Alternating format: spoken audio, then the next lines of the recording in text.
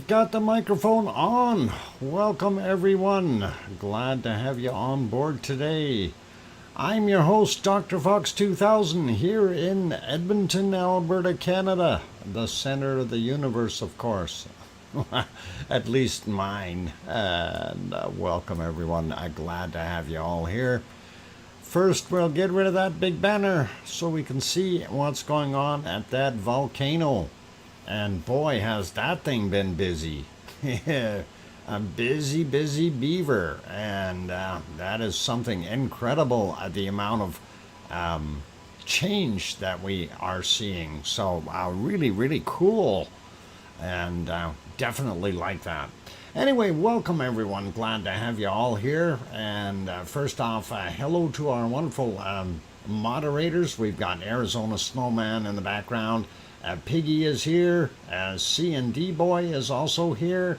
And I'm not sure if Gary 24/7 Live AZ Skies is in, or Lucas, or Joseph. But anyway, at least Arizona and Piggy and C&D are here. So cool. And thank you guys for being here. I appreciate it. And that is really awesome.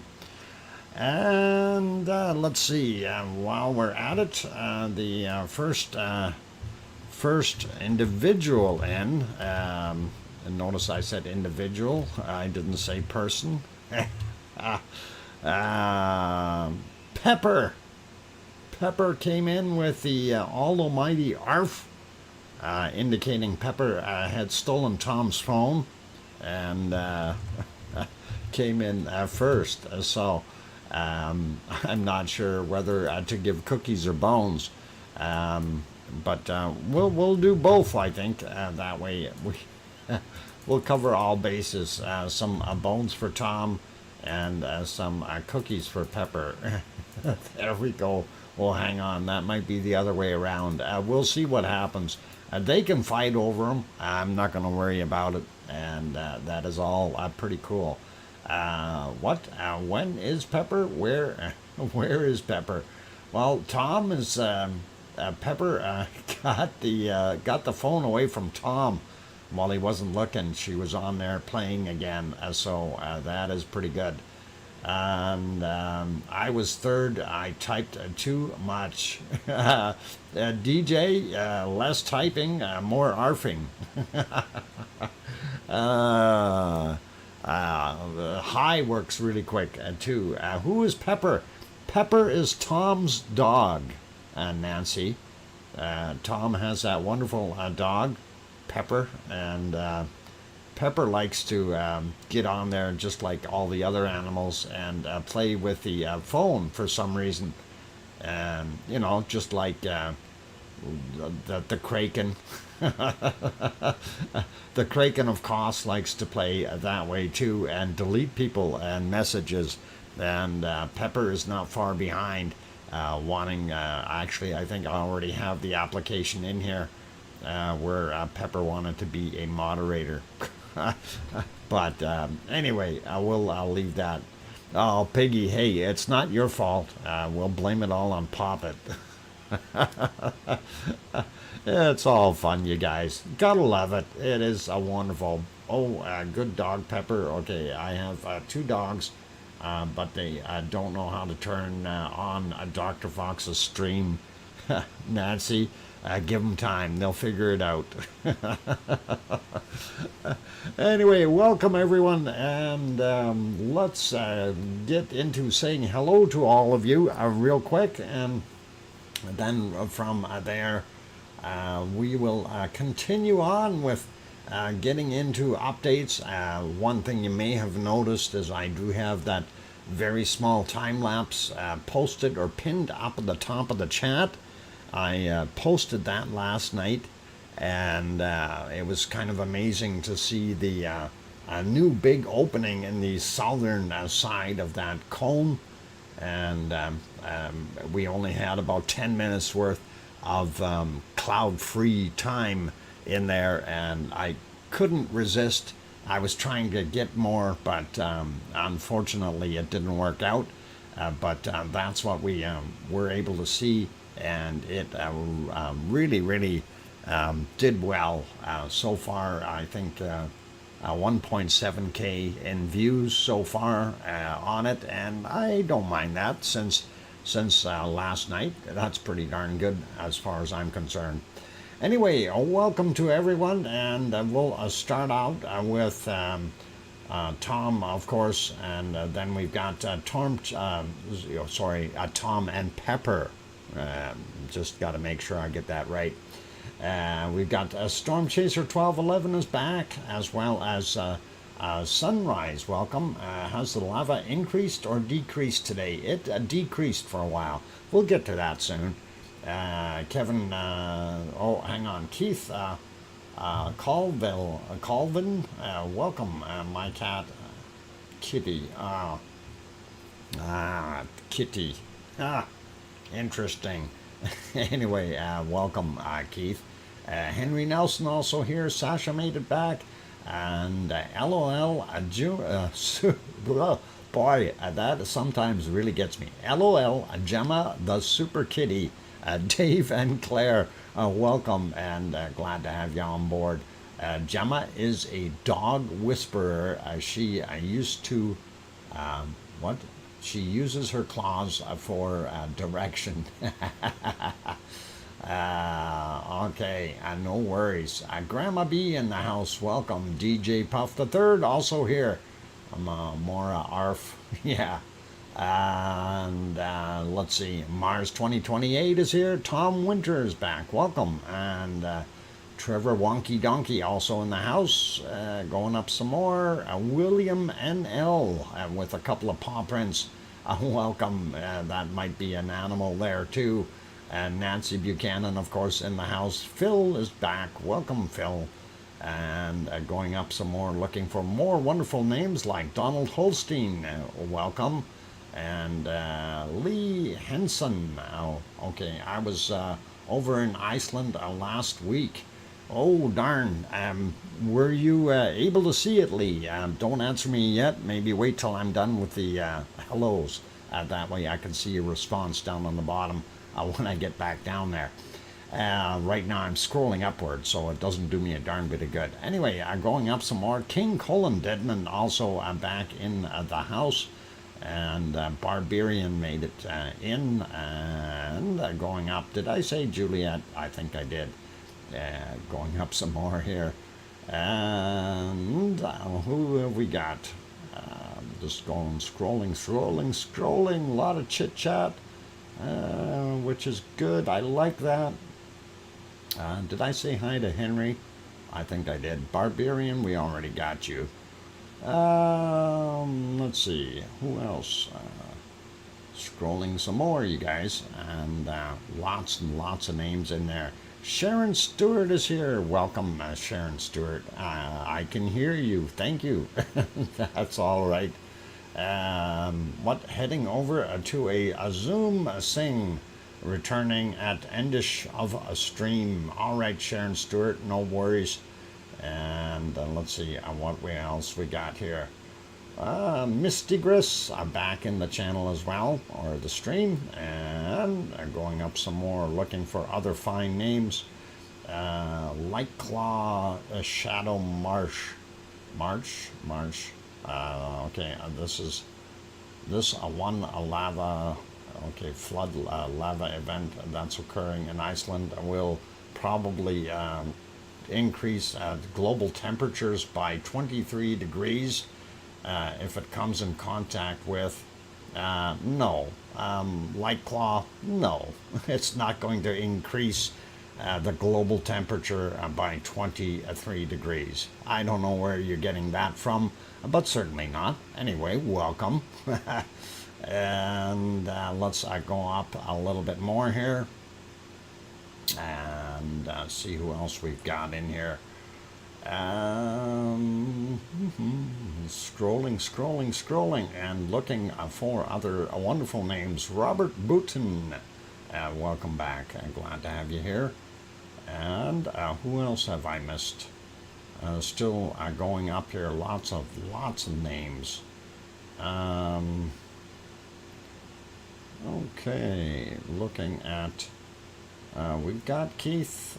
We've got everybody else that I see so far. Barbell88 is back today. Welcome, Barbell. Glad to have you back on board. And scrolling some more, looking for other wonderful people like Diane Craig. Welcome back. And who else have we got here? Got Phil. There's so many. Sue Hayes is here. Welcome, Sue. Glad to have you here. And who else have we got? No, I won't go scroll up anymore. Darn it. All right, all the way back to the bottom. Let's see who else we've got here. Okay, I did see it. Also got a drone footage of the eruption. Cool. Richard T also in the channel. And welcome. And let's see. Sandra Rockland, welcome back. Valerie Daltrey, welcome. Glad to have you on board. And let's see, who else? Siri, welcome. Glad to have you back. And Tom Caruso is in as well. Welcome, Tom. Andy Morgan, welcome. And who else did I miss in here? Daryl R. Welcome, Daryl. And I think we just about got all these wonderful names. If I did happen to miss your name, didn't call you out there, don't be offended or anything like that. Major's back. Hey, Major, good to see you. Sometimes what happens, of course, when I scroll up and down, I don't always see everyone. Somebody might sneak by, like Jairus, who just grabbed a cookie and ran to the back. And, of course, I have to say something. Welcome, Jairus. And that is pretty cool. So, let's see. Yeah, anyway, old mummy of hamsters. I don't want to miss her. Welcome. Glad to have you on back, especially since I got a hamster here instead of a mouse. So, speaking of mice, I seen one on the screen earlier. There was a mouse on the screen. I don't know if you guys seen that. Ken Wilson, welcome. And let's see. I think that's good for names right now. Dr. Fox, you missed Siri. I did say Siri. I did. I promise you, Piggy, I did. I said. Spoken Carrie. Carrie? Oh. Anyway, Robert Frary also here. And the 99th on the time-lapse video. Cool cut. Thanks, man. And Kirst Chaplin also here. And I think we got everybody now. Bill Paget also came in. And no, don't be saying a bad word. That's not a good word in here. As long as you don't say Siri shut down. Okay, I won't. I will not say that. I'll slur it really bad. I pronounce it Carrie. Oh, well, I pronounce it Siri. That's why. But I think we had that discussion before. Either or works, I guess. Peter is also here. Welcome, Peter. Trek 15 made it in as well. Good to have you guys on here. Beza Turner, welcome. And I think we've got just about everybody named here. So let's carry on with what we're seeing. Of course, you probably have seen the obvious here. That video that I had posted clearly indicated that we have more going on now with our wonderful cone. It's been deformed, had breakouts, and kind of misshaped. Almost reminds me of Ragnar, the way that tooth used to sit on the side. The only thing we need now is for that tooth to move a little bit. And then it would really be like Ragnar. So that is pretty awesome. And as far as the flow levels, This morning I did speak with Yvonne, and she mentioned that it is back down to 11.7 meters, cubic meters per second. So it has gone down. I see right now we do have an outbreak flowing back to the north in front of the cone, and you can probably see that on the bottom right hand side there, which is really kind of neat to be able to see. And I wish the other camera was working from the other guys from RUV, but that one was inspecting rocks again, and I'm not sure if they're done with inspecting rocks yet, but that outbreak is pretty awesome, and glad to see it. Not sure if we can see it on any of the other cameras. Let's maybe take a quick trip around and see if we can, and see what it looks like. And we'll give it a quick shot here. Get myself on the right screen. Yeah, this one is a little hard to tell because it's flowing in the other direction. While we're here, hey, you see that front area? What I said yesterday, that front area is going to have to fill up. It's now filling up. We can see that down here. Anyway, let's look for that other shot. Nope, not that one. Not going to work.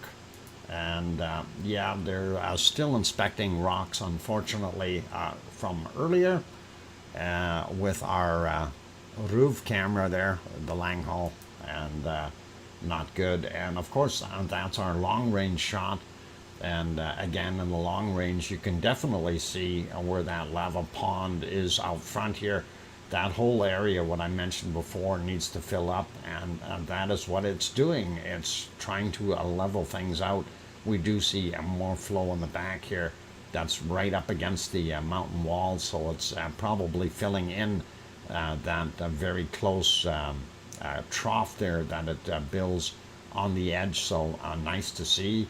And of course, this camera is not showing us the best side here either. Unfortunately, that flow we want is out in the back here. But this was the other outbreak last night, or that little video that we've got. So when that chunk basically broke out of here, it took a little while before it started eating away at the lower material in here. And that kind of repaired itself a little bit last night again by plugging up, and it was a little bit lower. And of course, the flow out was tremendous out of there while the other side was plugged up. And now it's changed over again. This side is blocked, and the other one is flowing. And I think it's just all in because of the volume decrease. We know we were way high, somewhere around 30 to 35 cubic meters a second, at certain points. Then it dropped it back to 18 something cubic meters per second. And as of this morning, it was flowing at about 11.7 cubic meters per second, as per what our Yvonne Kunkel had provided me with as far as information. So pretty cool and pretty awesome to see. It still has not escaped the valley though, and that is probably a good thing. Let's see. Yeah, this is kind of a little bit less crop on that picture. You can see a little bit more down on the bottom. But still, I wish we had that other shot right now. It would really be nice to be able to see that lava movement towards the north. And we do see quite a bit of it there. Now, it was interesting with the northward moving lava because it is kind of pushing up a hill a little bit. Gutentag actually had a nice video on it a few days back. And it showed how it was flowing in there and slowing down as it was gradually hitting the incline. But we do know that lava will travel uphill because it's kind of like a freight train. Once it gets going, the cars in the back are going to continue to push that train forward. and even if it's going up a hill, and that's definitely what happens in a lot of cases here with lava flows. They are, in a way, because they're so dense, they'll push along like that. Pardon me. Anyway, pretty awesome to see. Let's pop over to the harmonic tremor chart, have a quick peek. And something there, of course, I've seen some people make comments saying, oh, it's going down again. But yeah, it's also going up again. Anyway, we are seeing what's going on. It is indeed coming down a little bit on the one here. The other one is going back up. Not sure what we're going to see in the future. This guy heading down as well. And this is kind of our volume or output determining factor. When we're seeing it lower, we're seeing less lava come out. And when that guy is higher, we're seeing more flow. And we did see a lot more flow at that point, even though it was very hard to see the volcano earlier because of all that fog in there. And then, of course, the decline happened again. And yeah, it is noticeable. You can see quite a bit.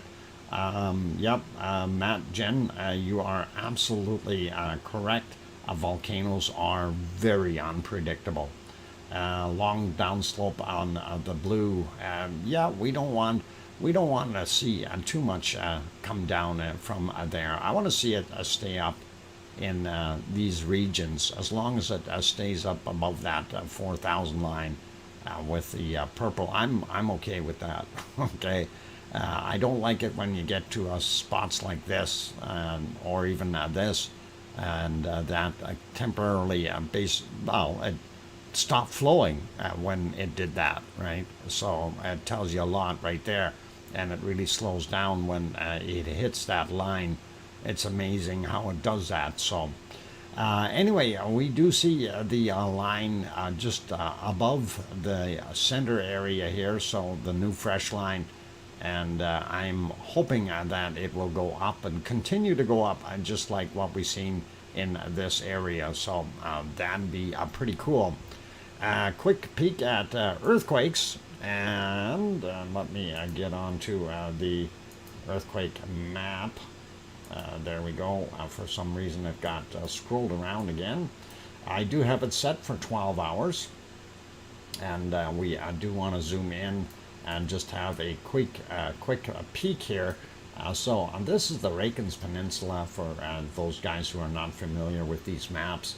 And the capital city of Reykjavik, and the international airport is out here, Keflavik Airport, Keflavik, Reykjanesbær, Jarðvík. And then, of course, when we slide down here, the town of Grindavik, and then in here you have the Blue Lagoon and the power plant, and there it's easier to see it like that, and that is where the power plant is located. And of course, when we slide over this area here, that is Ragnar, our original volcano. And actually, Bob is the original one. Ragnar came after, but that one was the one that was on the most. And here we have our new fissure right there. So that's it. Notice this 1.21, and that was 5.8 kilometers down, and that happened at 1350. There we go. And interesting to see that. And then, of course, the other area up here where we are supposed to have that other hotspot, we see this 0.69, 2.0 kilometers down, 1543. We have a 1.1 here from 1517, and it was 2.3 kilometers down. And another 1.7, and that was 2.7 kilometers down from 1320. So those are still fairly shallow, and that is interesting. And then, of course, that one being a little further down. Kind of makes you wonder what's going on. Then we have that 2.3 over here near Krusavik, and that is 5.3 kilometers down from 1434. And it also had a little buddy here, 0.86 from 1433, and 5.98 kilometers down, just about 6 clicks. So those are still fairly low, and I don't think that's going to cause any imminent eruptions from that one. But I'm still a little concerned about that area. If it moves up a little bit more, we could see something happening. The other thing that, and again, hypothetically speaking, 2 kilometers to come up over here, maybe that's where the pipes are coming up. I don't know. That's all along that same fissure line. That's all hypothetical though, so take it with a grain of salt if you like, but I'm just wondering if that might be the case.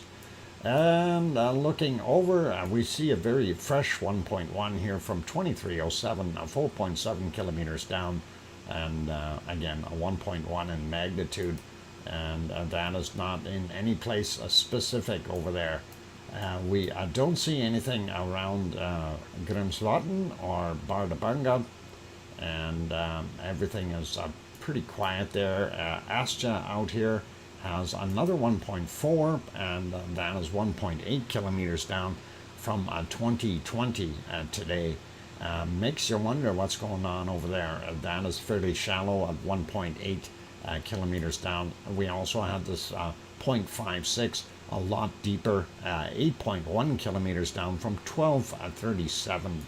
And as we slide up, we only see this 1.4 up here, and that was from 5.8 kilometers down. 21:41 is the time on that. So kind of makes you wonder what is going on in the area, and certainly would love to have a side view of the plumbing down there. I really would. And thank you, Piggy, for the 5-minute warning. That is awesome. Astja, quiet, but who knows? Yes. And that is the one thing about Astja. You see a few quakes around it. And what's been noted before is that it can pop at any point in time. And it is also kind of odd in that sense. Because it can pop very quickly without warning. Doesn't need to have a whole couple of weeks worth of tremors ahead of time or anything like that. It can start shaking and then pop it all out all at once. So pretty interesting and awesome to see. Anyway, let's get back to some of the views here and see how lavely they are today. It is really lavely. There's my mouse. It's waving at you. Sorry, my hamster. Oh, gotta get on the right screen. And now it's pointy again. Lots of lava flow there, and that is pretty awesome to be able to see that. I think that is pretty cool to watch this. So once it fills up that back corner, then again it's going to reverse and go back the other way as far as start flowing in the opposite direction. And because the volume up there, it'll only take so much before it slows down, and then the flow itself will change back. And the material that flowed to the north will, of course, stay there, solidify, and just make the pancake a little bit bigger, or the cake, if you will. And that's kind of the way a shield volcano will form. Put layer after layer after layer of fresh lava, let it cool, and sooner or later it's going to get awful tall. Something too, that the height of this, or the depth of the magma, is 20 meters in most places, and the height that's what they've come up with, that we've got 20 meters worth of lava sitting there. That's 60 feet. That's a fair amount of lava, you guys. So, yeah, and spread out over a big area. It is a very large amount of lava. And we love it, of course.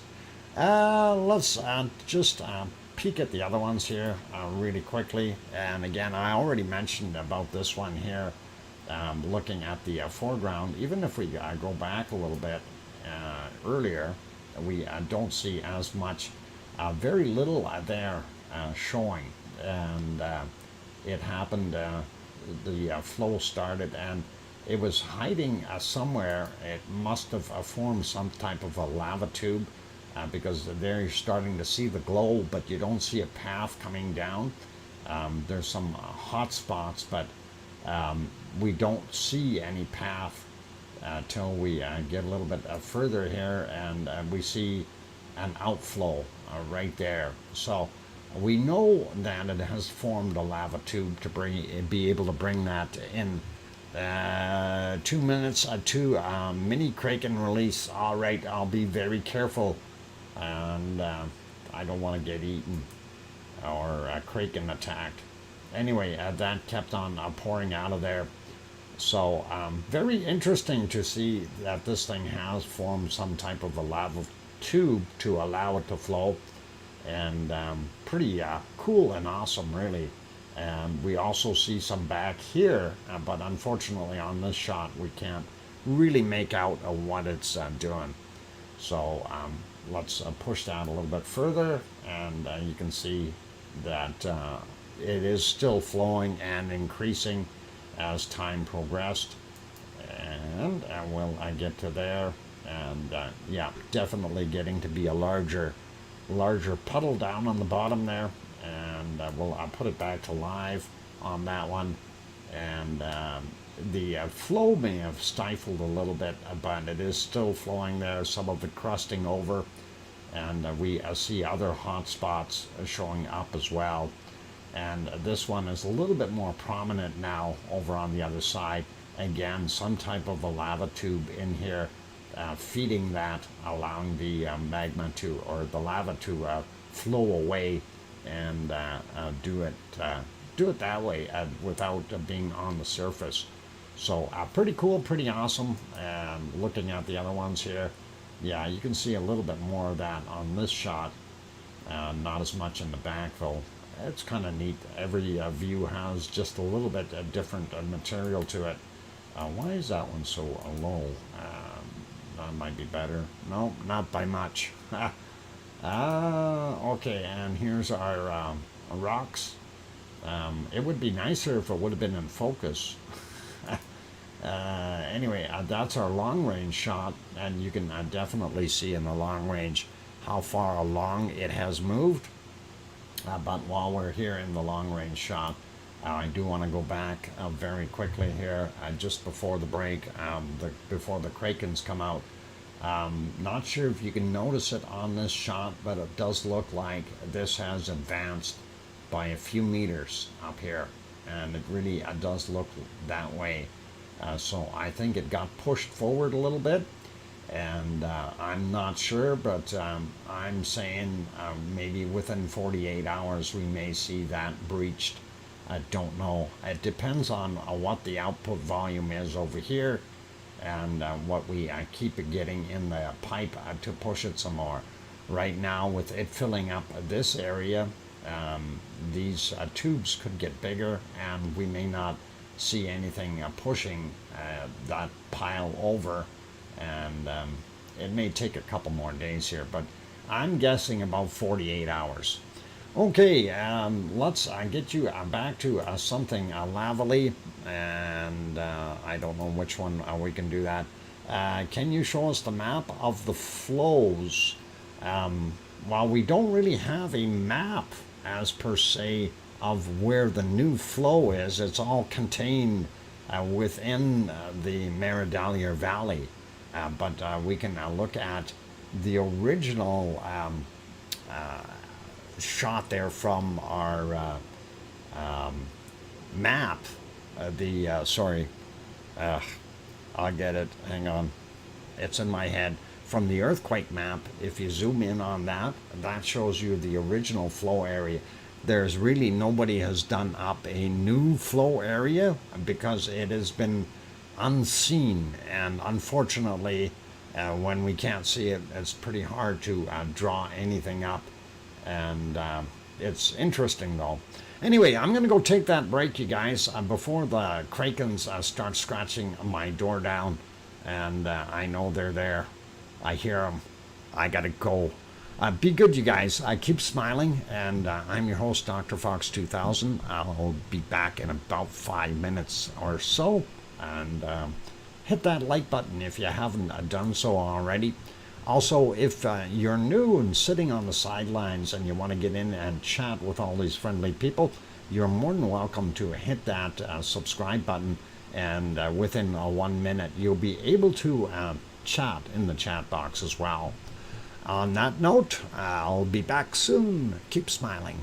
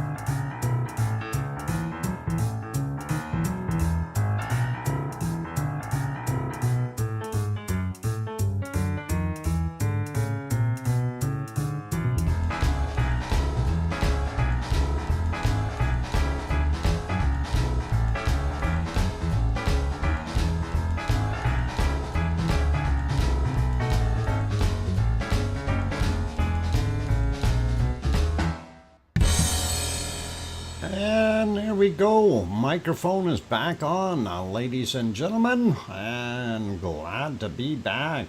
My what? Antenna, well, is antenna towel is received. You all right, Piggy?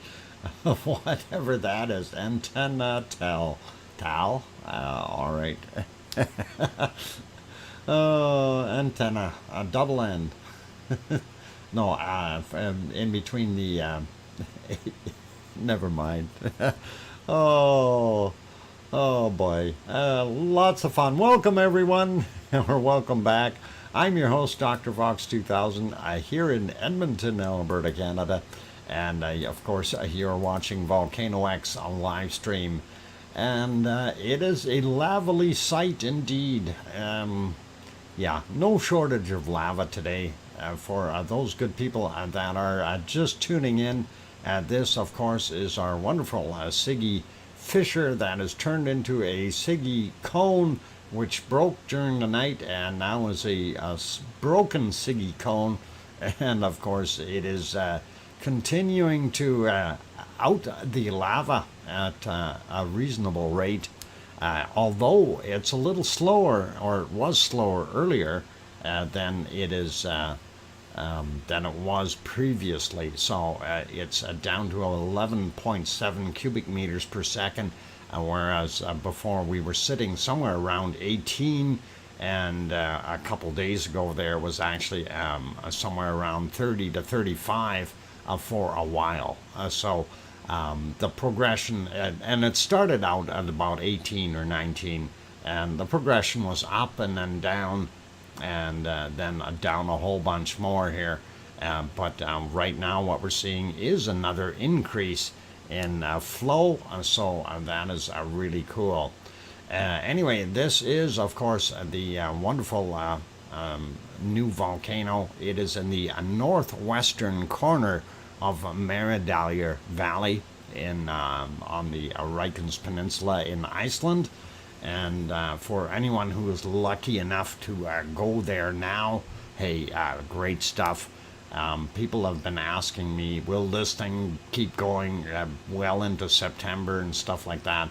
Honestly, I can't tell you that. I'm not going to say yes, it's going to keep going when I don't know. So I'm going to kind of bite my tongue on that one. If you're going there to have a look at it, you are taking your chances, but I think it will probably still be erupting for another month or two, and it'll be awesome to see that continue. One of the things that is a concern, of course, is the outflow or volume coming from this volcano, and how quickly it will fill up the remaining low spots in Maridalur before it starts to flow out. And like I said, I'm giving it a couple of days. Even this flow that we see right on the in front of the cone here, it of course is heading to the north, and that is kind of an interesting adventure. So if in the north it does flow out, we will see it get out and spread out into the a wide area there, and it's going to be kind of cool. But I don't think it's going to make it out the north end. I think what we're going to see is that going to fill up a little bit more over there, and then we'll see it sliding back to the south, and we'll see majority of the flow go back into Maridalur, cause the volume of what's in there to push forward and push eastward, and finally escape out of the east area, the dip in the east that we were looking at before. And just to go over to that camera view again, we'll show you what I was talking about. If we get on the right view, nope, not that one, this one here, and that was this area over here. That is what we're talking about. And it does look like it pushed last night or during our rain and cloud stuff. It does look like it pushed it up a little bit. From what I recall, it was a little less than that before. But it's going to be interesting to see what happens. I don't have this one pushed live because we wanted to see it in daylight there. So that's kind of why I'm back a few hours. But you do see that filling up in here, and you can almost see the lighter area in here. That is all fairly low, and you can see the dark edge of the higher flow that went through there before. And that is definitely got a few meters to it, so of wonderful lava. And in the back area here, of course, you're 20 meters thick with lava just on the outside in the lava bed itself. So that 20 feet, that's slightly over 60 feet in lava depth. So if you take a look at the cone, since the cone looks like it's that's one of the things. It doesn't look like it really grew that much, but the thing is the floor level also came up, and that is something that a lot of people have to keep in consideration here. So the cone did grow, and the cone may be 50 meters in height, if not a little bit more. I was told that they will be measuring it soon again, trying, or at least trying to see what kind of height the cone has reached. And that would be interesting to find out. I think it'd be real neat. Anyway, that is pretty cool to see over there. But let's pop over to the other map here. And I did say that we wanted to look at the earthquake map, but it's the other one that I want. So let's pop over to this one. And this is where you can kind of see where things were happening from an aerial perspective. And since we can't really rotate it or anything, we'll try to guide you through with what we're seeing. So here, this is, of course, is our vent here. And that is where it tried to go up the slope. What we're seeing right now is the outflow that is coming past our crater, which is now developed right in here, and it is going up this area. It's got a fair amount of climb to be able to get out of here, and I think right now what it's doing is filling this up. By the way, this would have increased quite a bit here already. That would be a very thick line already on the it wouldn't be such a skinny little path here. So it definitely has increased in volume and pushed up quite a bit more material, and I think it's probably closer to here by now, and a lot deeper. But that is, if it does get out over there, and it would end up going in this direction or possibly through one of these crevasses. Not sure how thick they are, but if it does get out, it's going to fan out in here, and from there it's going to be pretty hard to tell where it's going to go. You can kind of see the lay of the land as far as the height is concerned, and that is possibly an old lava flow that they had there. Who knows? You know, that caused the land to be a little bit higher right there on the edges. But if it does pop out into there, it's got lots of places to spread out and do its thing. Although I think what it will probably do is end up filling up that area and making it higher, and then we will see the flow continue down into here, into our low spots, and also what's left of this stuff. It's taken out some of that new area here. And of course here they show some of that flow, but they don't show it right up against it, and this has moved up a little bit.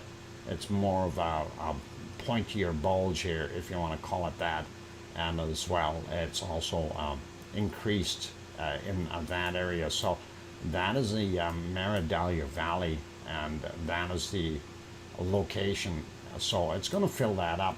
So if it does pour out, it will get into here, and of course it's going to look for its lowest place, and it will slide down to probably a pool in here for a little while, and then start moving this way as it goes along. And you can see some of the height lines in here, and once it gets past that, then it's pretty much free sailing for that material. Now, they were mentioning that they were going to start then at that point, start building berms to try to direct it and keep it into a kind of a wedge shape here somewhere, to keep it confined to one area so they don't lose as much highway. And also I'm trying to avoid, I'm not sure where the old fishing camp is, possibly down this trail. They wanted to redirect that lava into a very steep area here, and let it drop into the ocean.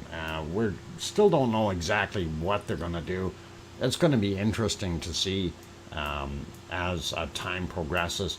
I think for right now, the important part is let's just watch and observe and see how far it gets up here, and hopefully they'll get that other roof camera going again, and when it pans around, then we'll be able to see. But also when we'll see what happens when it does come out here, and it'll be interesting. Very, very interesting stuff, you guys.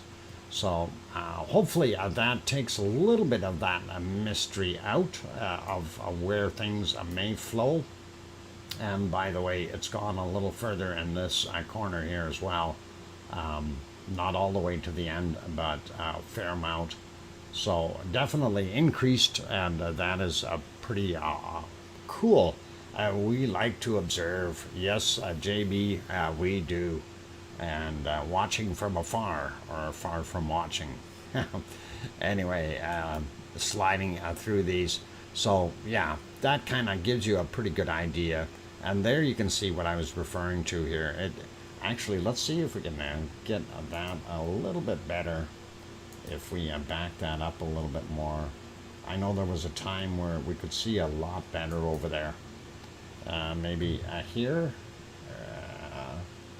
Oh, a little bit better, but you can definitely see that bulge pushed up a lot more than what it was. Now, the material that got pushed up, funny and oddly enough, was the old lava. That is what got pushed up there. So that is kind of odd. You'd think that the new lava would just overflow the old stuff and get up there, but no, it's actually taken some of that old lava and actually pushed it up there like a bulldozer. So pretty awesome, and nice to know that. So we'll see a pre-leading frontier of old material first being pushed over the hill, then we'll end up seeing the new stuff. And of course, going through our views, lava still pouring out of that vent here, and obviously over here on this side as well.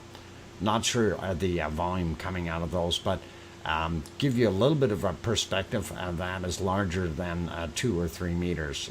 That is a fair-sized opening, and that's something to understand here because of the distance involved and the physical size of that lava pouring out.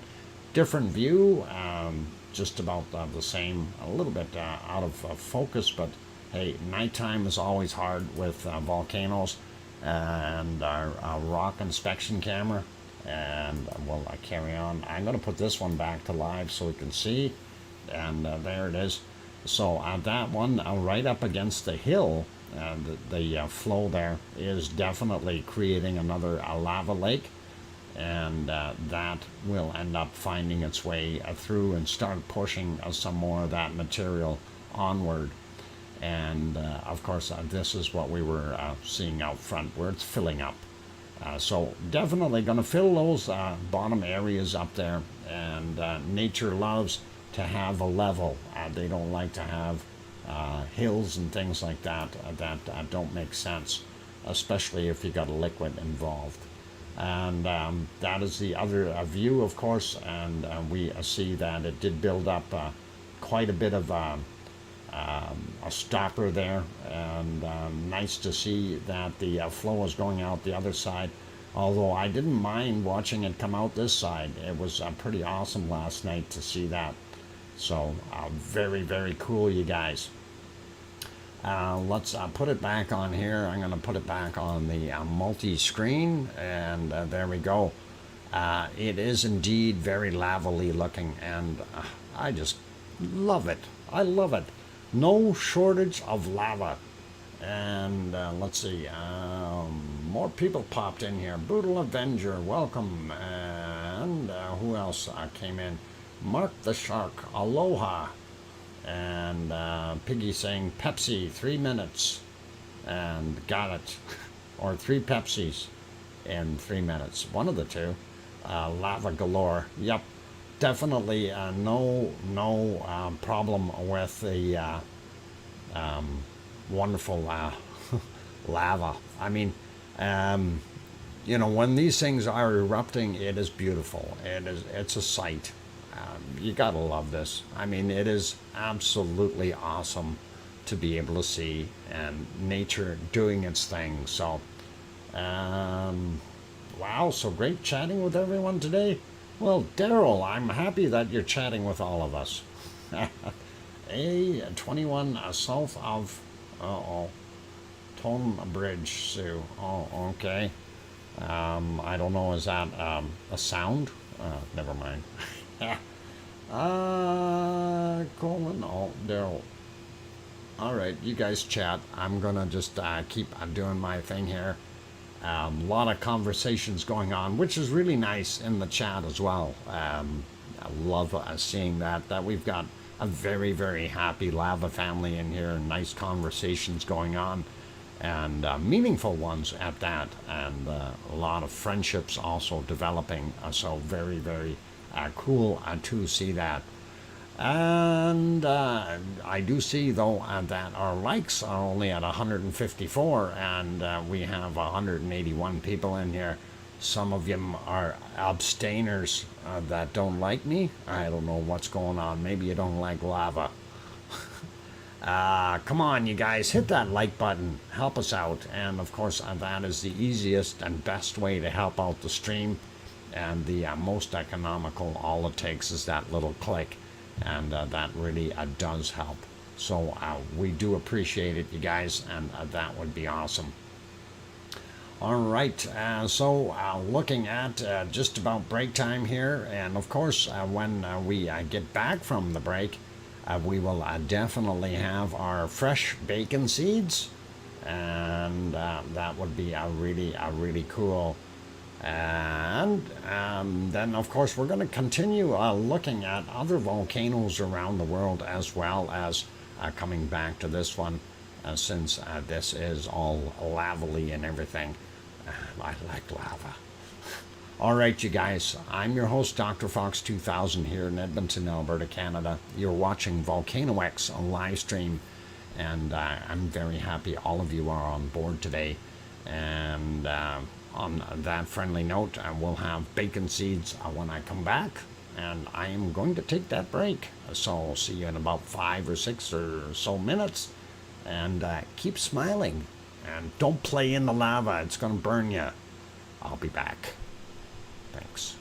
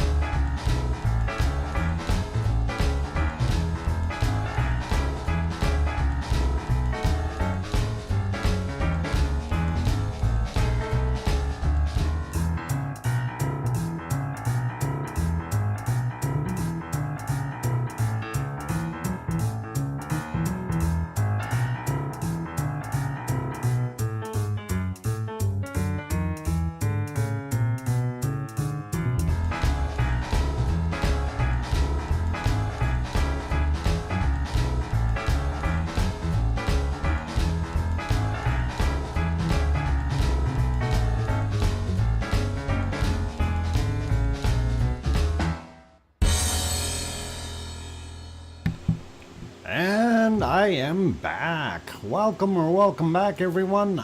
I'm your host, DrFox2000, and you're watching VolcanoX, a live stream. And such a lovely sight that is on the screen. I love it. Thank you for the welcome backs from, well, good afternoon, Dr. Fox. It's actually evening here now, Piggy, but thank you. And thanks, Sue, and Oh Mummy of Hamsters, and Mars 2028, and let's see, who else? Colin Deadman and Russell Brainerd. Welcome, Russell. And I think we've got everybody for right now. And Trevor says, what, Dr. Fox, does Siggy need a donkey? When Winky Donkey or Winky Wonky donkey for a pet to guard or a guard donkey at the volcano, can you put in a good word for me, please? Okay, I will definitely see if Winky Donkey Wonky Donkey can get a job there. We'll see. It's pretty harsh there in Iceland. I don't know if there's really nothing really good to eat. That moss, I don't know if that's really edible for you guys. You'll have to come with a food supply, and it's going to be interesting. Well, it's Thursday here, neener. Yeah, sure. It's only Wednesday here, hump day. You know, middle of the week, and. Oh, that sounded bad. Anyway, we'll leave that alone. I did say we're going to go to bacon seeds, and let's go have a look at our wonderful bacon seeds, and we will see what we've got today, and hopefully everybody is ready for them. And of course, that was our last one from yesterday, and of course that little guy looked a little skinny, but definitely a little cute little guy. Looks soft and cuddly. Anyway, here's today's first one. Definitely not shortage of food for that guy, and that is all right. And I see a squirrel trying to get a drink from the water, and the magpie was kind of freaking it out. Sorry, you guys. Sidetracked squirrel, yay! That magpie's trying to figure out where that darn squirrel is going. It's moving so quickly.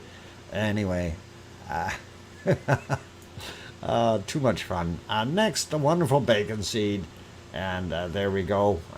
You gotta admit that is a truly little tiny fuzzy bacon seed, and there, it's awesome. And we'll continue with the next ones. Squirrel got what? Went and got a drink of water out of the water bowl, and there was a magpie down there at the same time. So that's what happened. Ez is in the house. Ez is still here. Welcome, Ez. I'm sorry I didn't say hi to you earlier, Ez. Glad that you're here, though, Ez. Ez is in the house, you guys. Welcome, Ez. Next bacon seed is this little fella, and he looks like he's backing up or something. I don't know. Maybe he's just getting ready to take a run. But he kind of looks cute and fuzzy too. Snack size. Yeah. Bacon bits. Next two. These two guys are all definitely no shortage of food. Those bellies are hanging low. Definitely well fed for little ones, and looking pretty good. And they're both kind of smirking, so I think they're up to something. I really do. Next picture, and there we go. More bacon seeds. These guys are out on the loose, and they've got some nice green grass to play around with. And again, these guys do not look like they're starving. And that is always nice. I like to see an animal that is actually fairly healthy when we see them, and don't like to see skin and bones, you know. That's the thing about a lot of animals. If you treat them right, they should look healthy. Anyway, last but not least, and this is our last little bacon seed for today, and that one has got a smile on his face. Really can't see his belly there, but I don't think he's starving either. He's smiling, so pretty awesome looking, and we really do like that. And all right, so pretty awesome, you guys, and we do like those. Okay, go back to the Trump pig. Okay, we don't have Trump pigs here, please. We only have cute little ones. All right, Brutal Avenger, let's not... let's stay away from any political views, okay? And that would be okay. Anyway, I will leave it be for right now, and we will carry on. I do want to have a look at other volcanoes and stuff around the world, so quick peek first over at our wonderful Siggy Fisher, and that is it right there. It is still performing and doing its thing. I don't know if it's actually increased a little bit or what it's done. Could the lava from the current eruption enter lava tubes from Ragnar's system? Yeah, maybe. It depends on where they are. Now, for the most part, though, most of these ones, because this is down in the bottom of the valley, I don't think most of the tubes that we have from Ragnar would be up at higher elevations. And I don't think it would climb up that high. And it would be interesting to see. And I know you're also thinking about, what if it came up from underneath somewhere? And hence the hot spots that we had before. And it seemed that it didn't find its way up. So I'm not so sure we're going to see it taking old paths like that. Although this being all along that same fissure, some of the areas may have, been used before and are now being used a second time. And like I said before, I'd love to see a cutaway of the plumbing for this. It would really, really be interesting to see what was going on inside, and pretty wild. Anyway, let's pop over to a few places here. Reused fissures. Well, the fissures basically the fissure itself is the softer area that existed, and the material being able to push up and through.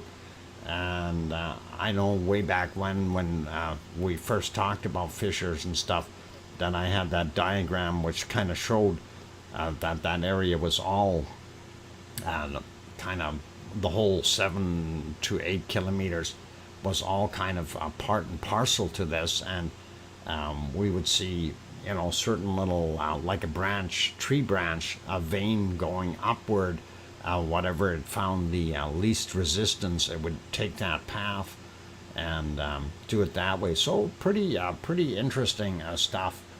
But anyway, let's get going on this. We are on the island of St. George here, and of course that is the harbor down in the front. The lights you see across the water here, that's about 18 kilometers across to the next island over. That's Pico Island and Fayal Island in the background there.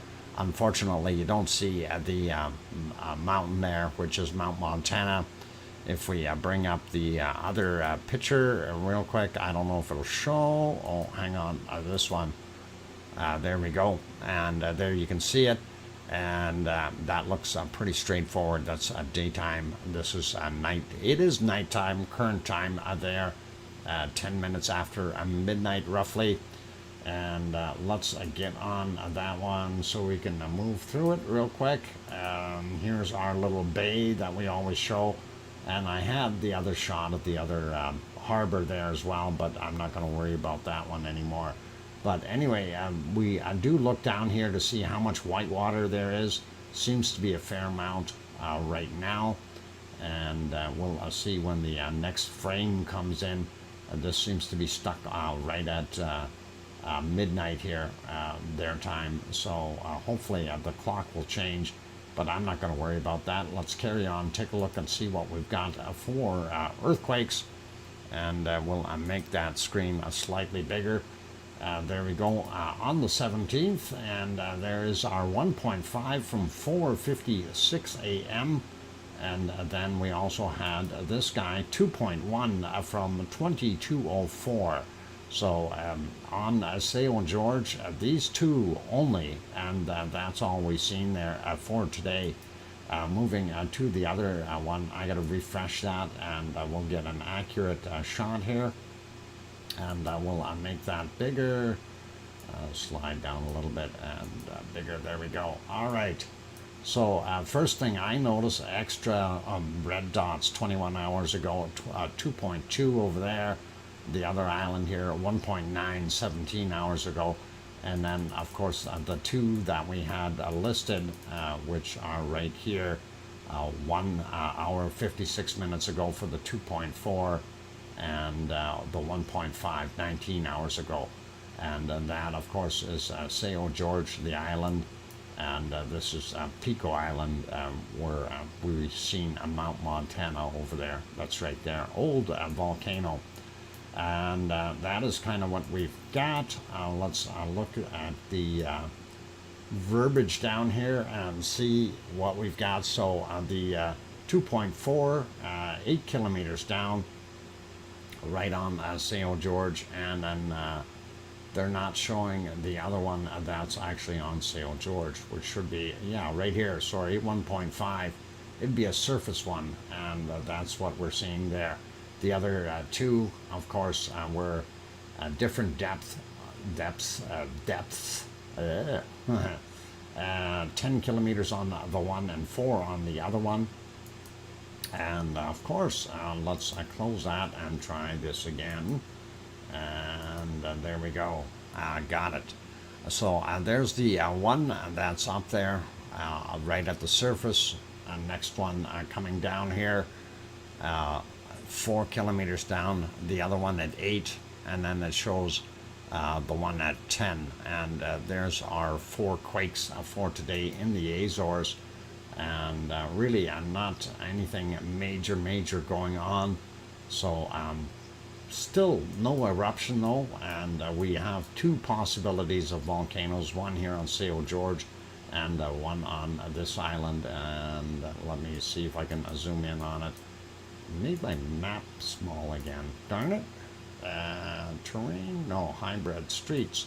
I want to see the name. It's Al Tercera,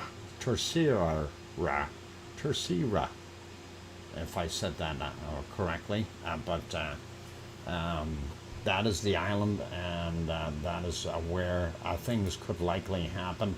If we zoom in there, they do have several volcanoes, this guy as well as this one here, and definitely see that they've been growing all kinds of stuff on it. Pretty cool to see. Those are not lava flow lines, those are fields, and old flow lines with trees growing in them, keeping the fields apart. Really awesome. And there you go, you can see the old caldera, and the multiple little hot spots that had popped up here in past history. So a really cool and awesome site.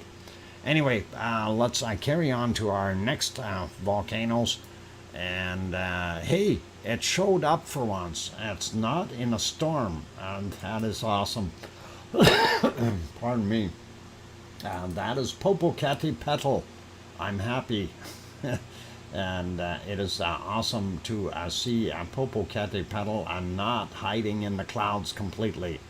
A lot less snow on it today than what we had, but that's probably because most of it melted. And I'm thinking earlier in the day it had more snow. If we go back a bunch of hours, this is about 7 hours ago, you can see definitely a lot lower as far as the snow level is concerned.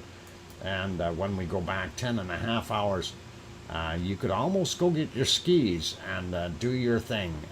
Popocatépetl definitely had some snow, but it continues to smoke and off gas.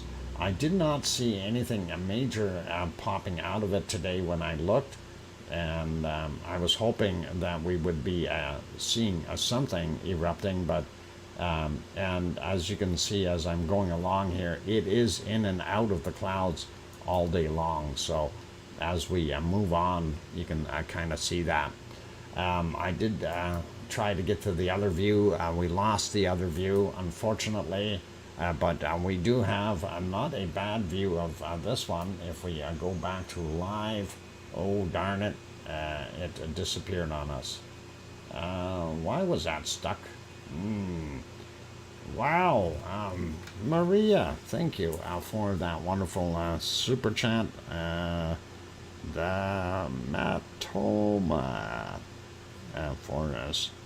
Swedish kroners, and there was 19 Swedish kroners. Thank you very kindly.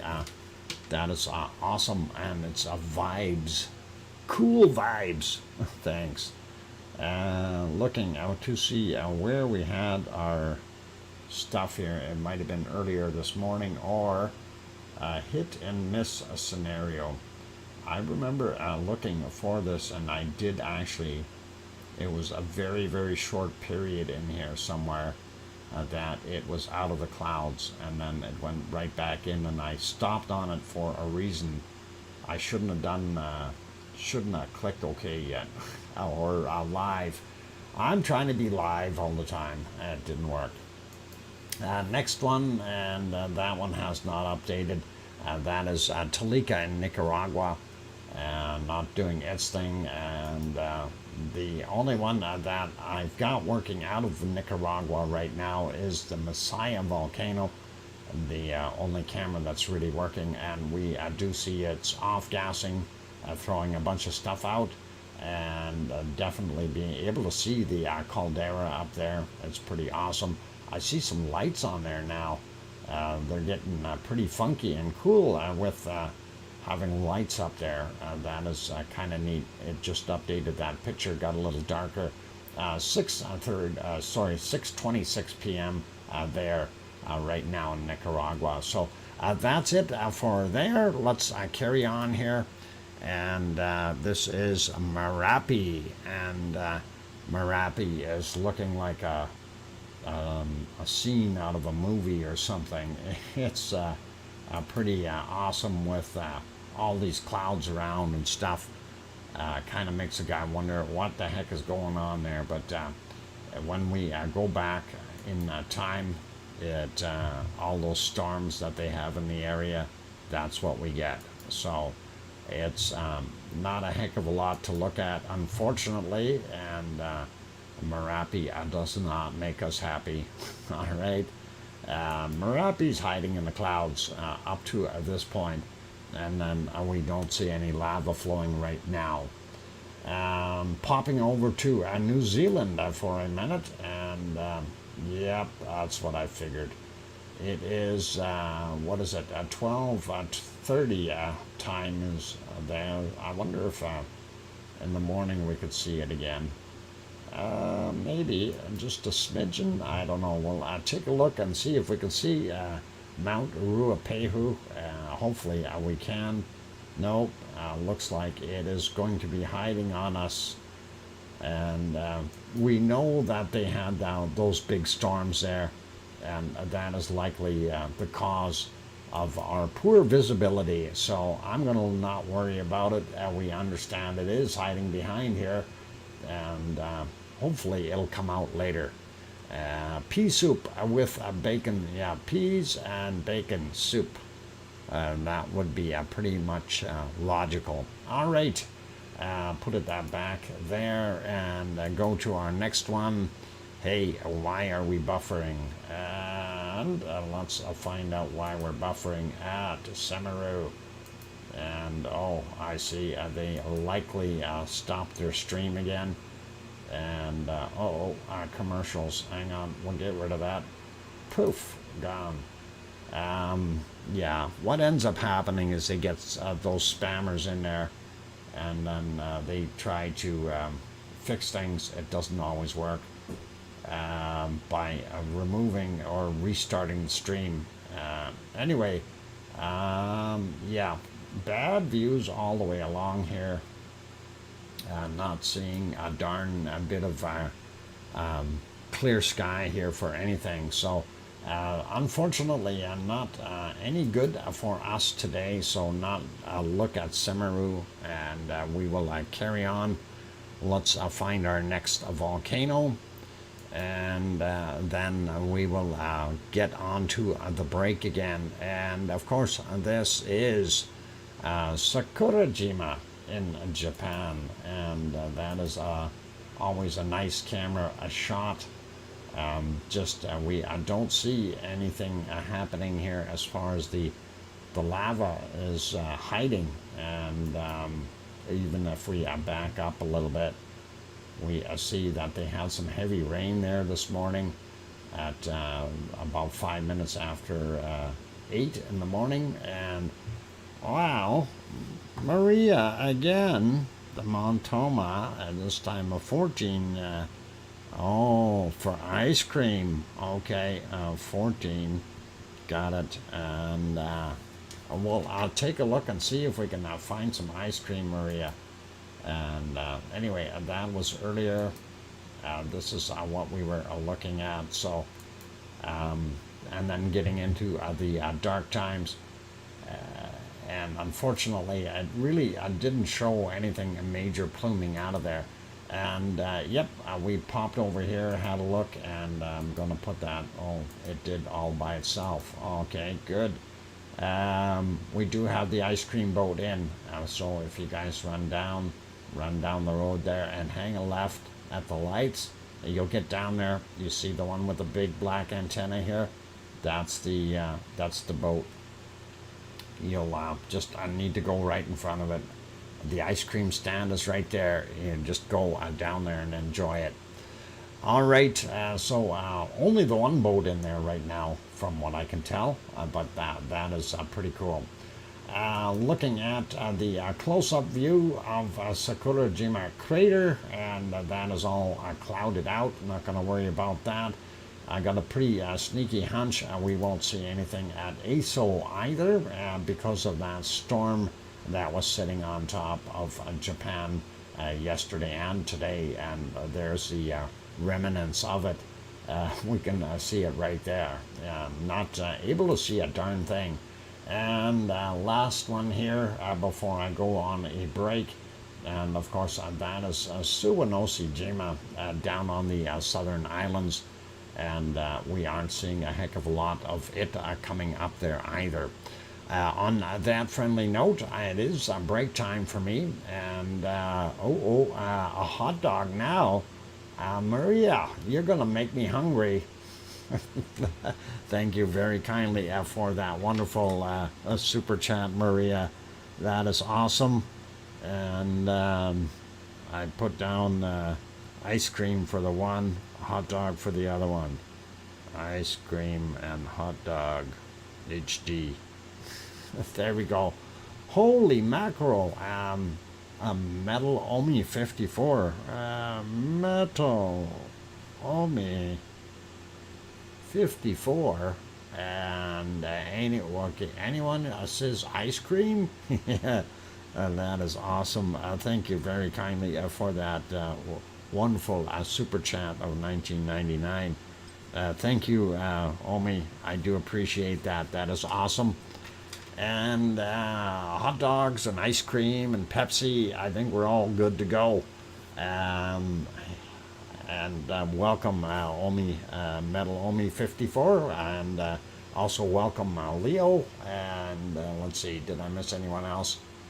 Oh my God, Louise Bilton also throwing in a $5 super chat.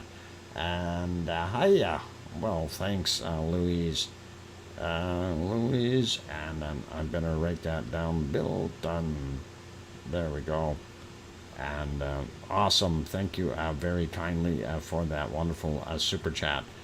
Okay, it is time for me to go take that break, though. Let's get you back to the lava. And that looks pretty awesome. Let's check our 4 views out here. I'll leave it on the split screen for now. More ice cream. We all scream for ice cream and lava. Thank you, oh mommy of hamsters. Oh mommy of hamsters. All right, got it. And that is a $5 super chat. Thank you very kindly. And that is awesome. Thank you, everyone. Do appreciate that. You guys are really nice, generous, and awesome. Glad to have you all here. Okay, let's see if we can get some music playing. For those good people who have not yet hit that like button, please do help us out. It's the easiest and most economical way to help and support the stream. And also, if you're wanting to chat in the chat box, remember to hit that subscribe button first. 1 minute later, you'll be able to chat. Thank you, Grandma B, for that one as well. Wow. Grandma B. Okay. Awesome. $3. And wonderful. I appreciate that, you guys. All right. I got to go on a break. I'll be back. Be nice. Play nice in the lava. Don't hurt yourselves. And we should be good. Let's see. Why is that screen looking a little fuzzy? Let me take a look here. I got to see if I can fix that one up a little bit. And then we'll see. Oh, I can't fix it. It's raindrops on the screen. That's what it is. Or on the lens. So I can't fix it. It's raining there, you guys. Anyway, I'm your host, DrFox2000. Hit that like button if you haven't done so already. And I am going to go have that break. We can hear you, Noodle. Of course you can. I haven't turned the microphone off yet. I'm gonna now, though. I'll be back. Hot my couch.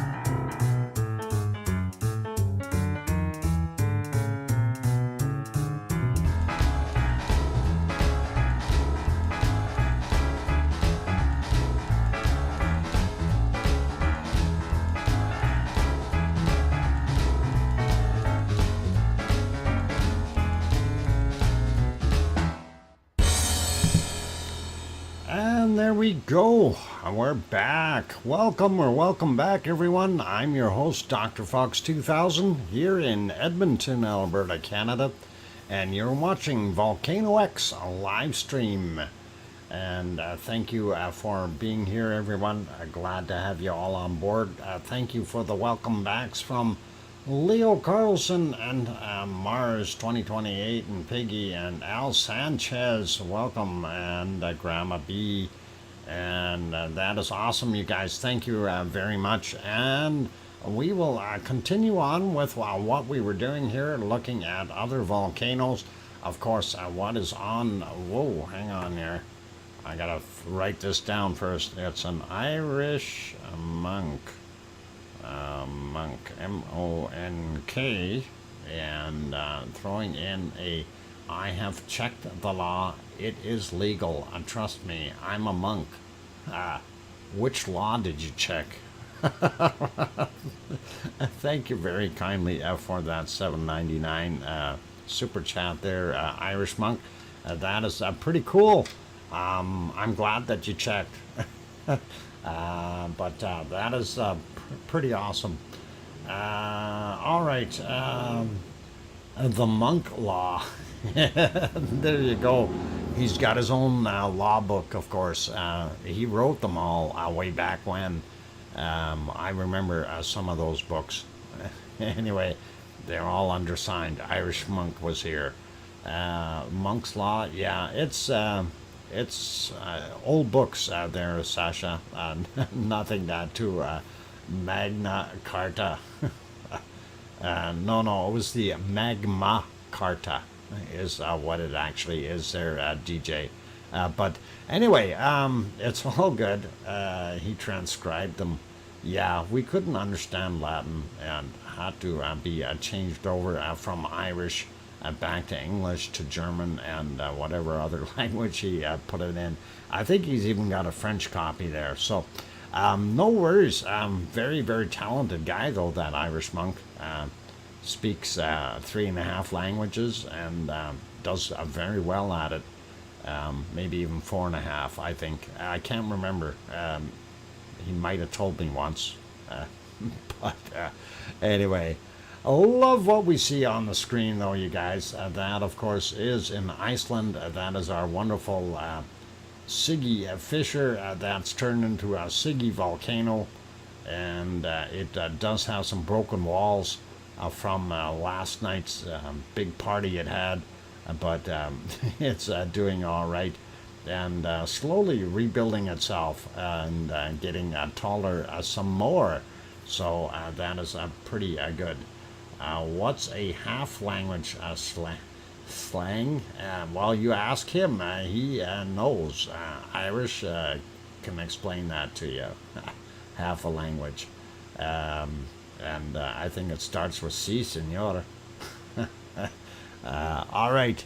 Let's peek around to other places real quick, though. I did say we were going to look at other things. And let's see. Where do we want to go? I think we want to see what Taal volcano is doing. So let me see if I can find Taal. And I have it in one of these. I know it's here somewhere. Maybe we'll try this one. Oh, of course, shut down, so I will see if they are. Yep, he's got a live going, and that must be that one. Okay, good thing I checked first. He's got commercials, and we'll fix that. And then we will go over to Taal volcano and have a look at what the day looks like there. And that is what it's doing right now. And yep, and that is a live stream, and lots of smoke coming out of there, steam, doing wonderful things. And I'm not sure if it's going to do anything more than that in the next little while here, but we will definitely keep an eye on it because it is pretty interesting to see what that can do. And of course, with it smoking or steaming the way it is, an eruption is always possible. All it takes is a little bit of that water to get down into the magma chamber, and of course the water, as soon as it hits that magma, it turns to steam, which is about 100 times in volume compared to the water, and it expands very, very quickly and makes a big boom. And you may have successive booms after that as the water it blows the material out, more water rushes in, hits the fresh magma, and it's like boom, boom, boom, boom. And very, very interesting to see what happens. Anyway, let's carry on. So that is the tall volcano in the Philippines. Let's see what we've got going on there in our Yellowstone National Park as soon as I can get on there and see. Oop, I want that one. Why does it not look like it's moving? The clock is working. Maybe because they don't have any, a little bit of steam coming off over there. Not sure what they're looking at in this picture, but I see the river flowing here, but not much else. Lots of steam from there, some in the back there. No Sasquatches today, and unfortunately the picture doesn't look as clear as it could. I wish they had higher quality cameras there, and that would really be awesome. Next one on our agenda would be having a peek at Hawaii. So let's take a quick look over there and see what we can find, and pop over there. Need to turn the other one off and that one on. Nope, why do we have that insert in there? Turn that insert off. No, that's not the insert. This is the insert. All right, got it. Anyway, again, we are showing a very neon looking profile here. Of course, that is the lava pool that is in the Kilauea crater. We don't see too much lava over here lighting up the edges of the toe area that we normally see, and it looks like it's building up some lava in here as well. Pretty soon this may end up getting filled in and going by the same way as the toe did over there. So it'll be interesting to see what happens in the future. We do know though that this has a drain right there, and as well as here these lighter spots. This might even be the entry to the tube. Usually there's two here, and I'm surprised we're only seeing the one that might be plugged up, giving lava to the wonderful toe area. Let's refresh that picture though. Take a look at what it looks like during the day. It did refill some, and last night it was down a little bit more, but it's still about a meter below the top of the toe area. And it really does look like the lava overflowed the toe area. So that's what it looks like here. Looks like we did have an overflow, and that area was a little bit lower and filled it all up. So our toe area may be gone indefinitely. We don't know yet. But that's going to be interesting to see what happens in the future. But it does look like it got filled up. And we definitely still see our drain holes, and maybe that's why we're not seeing that other one over here anymore, because it's covered and it's not taking any more lava on. And of course back here you see a little bit of smoke or steam coming out of that area. That's the vent that is basically over top of the actual lava tube, and the lava tube, you can see the way it streams in here, and depending on where it's pushing, it will push it in different directions, make these nice little patterns. Really awesome and cool. Moving on to the next photo. That is from 3:41 a.m. Hawaii time, and hard to tell, a lava pond there. We don't see the toe. Primary vent is right there, and we can't see the Hornito down here. But the lava tube is in there, and we know that it's definitely pouring lava into it. So Daytime shot of that same area, and that was from 1447 Hawaii time, and just about 2 p.m. And there's your primary vent, and there's the Hornito. You can't really see it on here, but it's there, and it's feeding the lava tube in. You can see the circle around here. It looks like a darker material on top, and of course that whole area has raised up, and the edges are a lot lower in elevation, so we'll see a more brand new lava showing up on the edges, whereas this older material has hardened, and it's possibly anywhere from a meter to 3 or 4 meters thick, if not more, of cooled down lava. And lava makes a good insulator, but also when it cools down, it is actually lighter in weight than when it is liquidy, all part of the density thing. And it floats on top of the lava slash magma that's underneath it. So pretty awesome to see that. Next picture, of course, is again a nighttime shot at 3:39 a.m. And that is our wonderful lava pond primary vent over here. And again, we don't see too much of that toe area at all in this picture, so not sure what the heck is going on. Let's refresh that one for a daytime shot, and there we go. A lot of smoke in there, but we can definitely see there is our lava pond. We do see that toe area in this shot, so maybe we will see it come back. Maybe that'll subside in there and create another kind of a ring around the crater, if you will. Would be interesting to see what it does. Primary vent over here, a lava tube coming in right around here. These other spots, fresh magma or lava hitting some of the older material creates that. It goes all the way along the edges here as well, and just on the other side of Pig Island here a little bit. Pig Island is right in here, these big rocks here. So that too is floating, by the way, and that's what we're seeing. Going to the thermal, so that's the thermal from in the middle of the night there. We do see the patch down here, not bad. I want to slide it up a little bit so we can see the top, and all the way around the edge you can see the lighter material, and again the cooler stuff in the center here.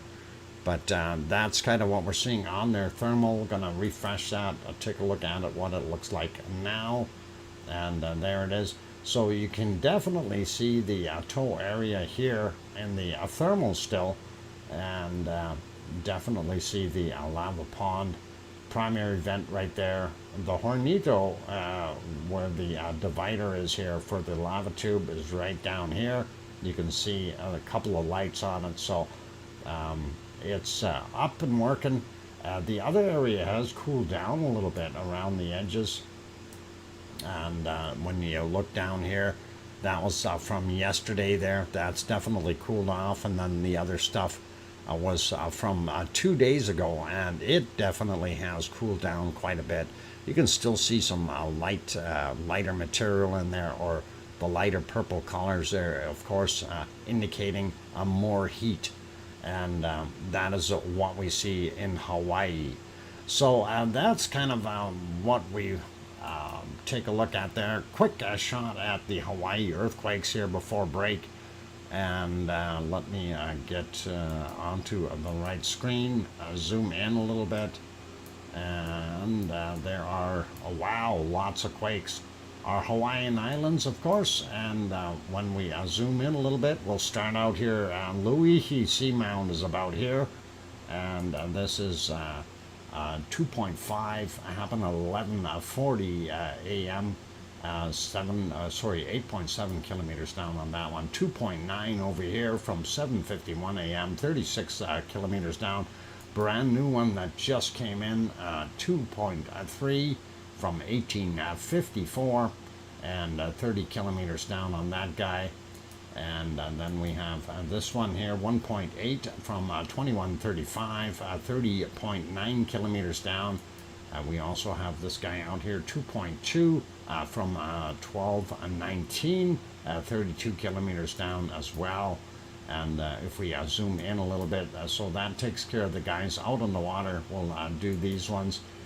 Looks like these are a little bit bigger than normal, 2.4, 1543. And let's see, this is another 2.4 from 1953. That one's actually from yesterday. This one is today's, yeah. This other one here from today, 736, 2.2. This guy, 2.0 from today's 1646.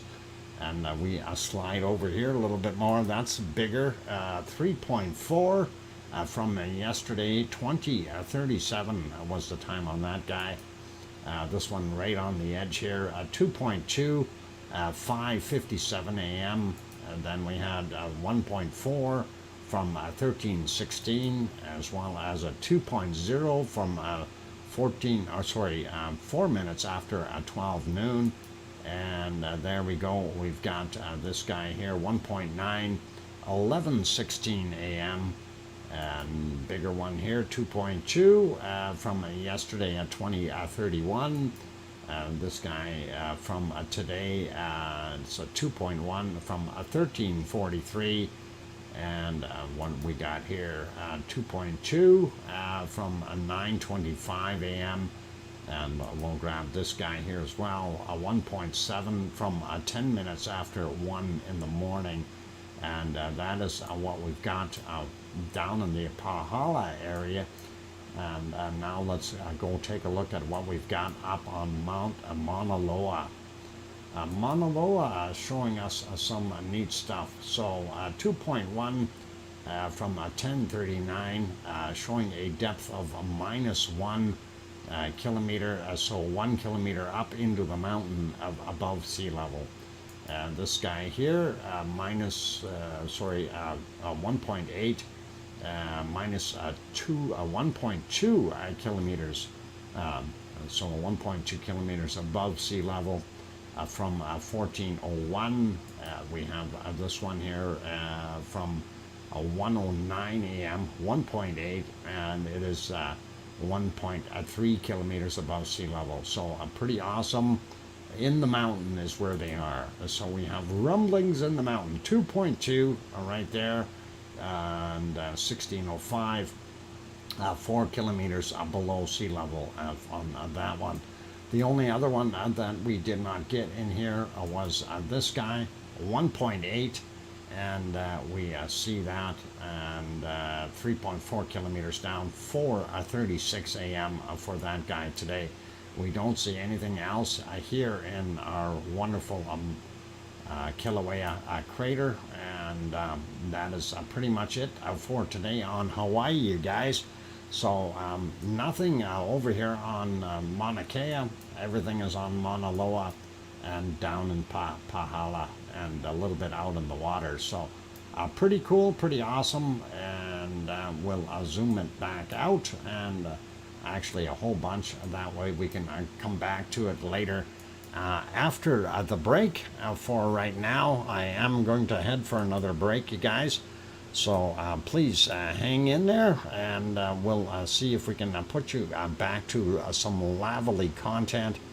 And give me a second, I'm gonna change something, and hopefully we'll get it on the right screen. There we go.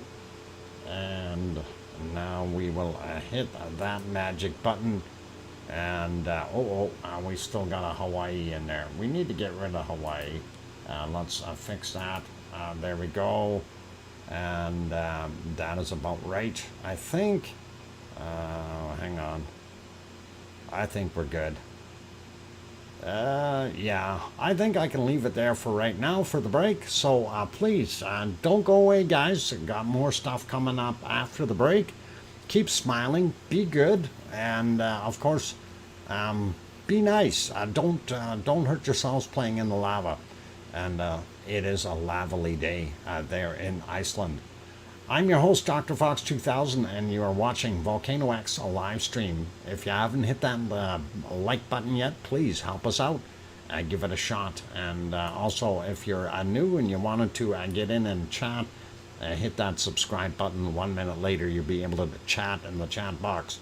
And on that note, I am going to take a 5-minute break. Keep smiling, and I'll be back.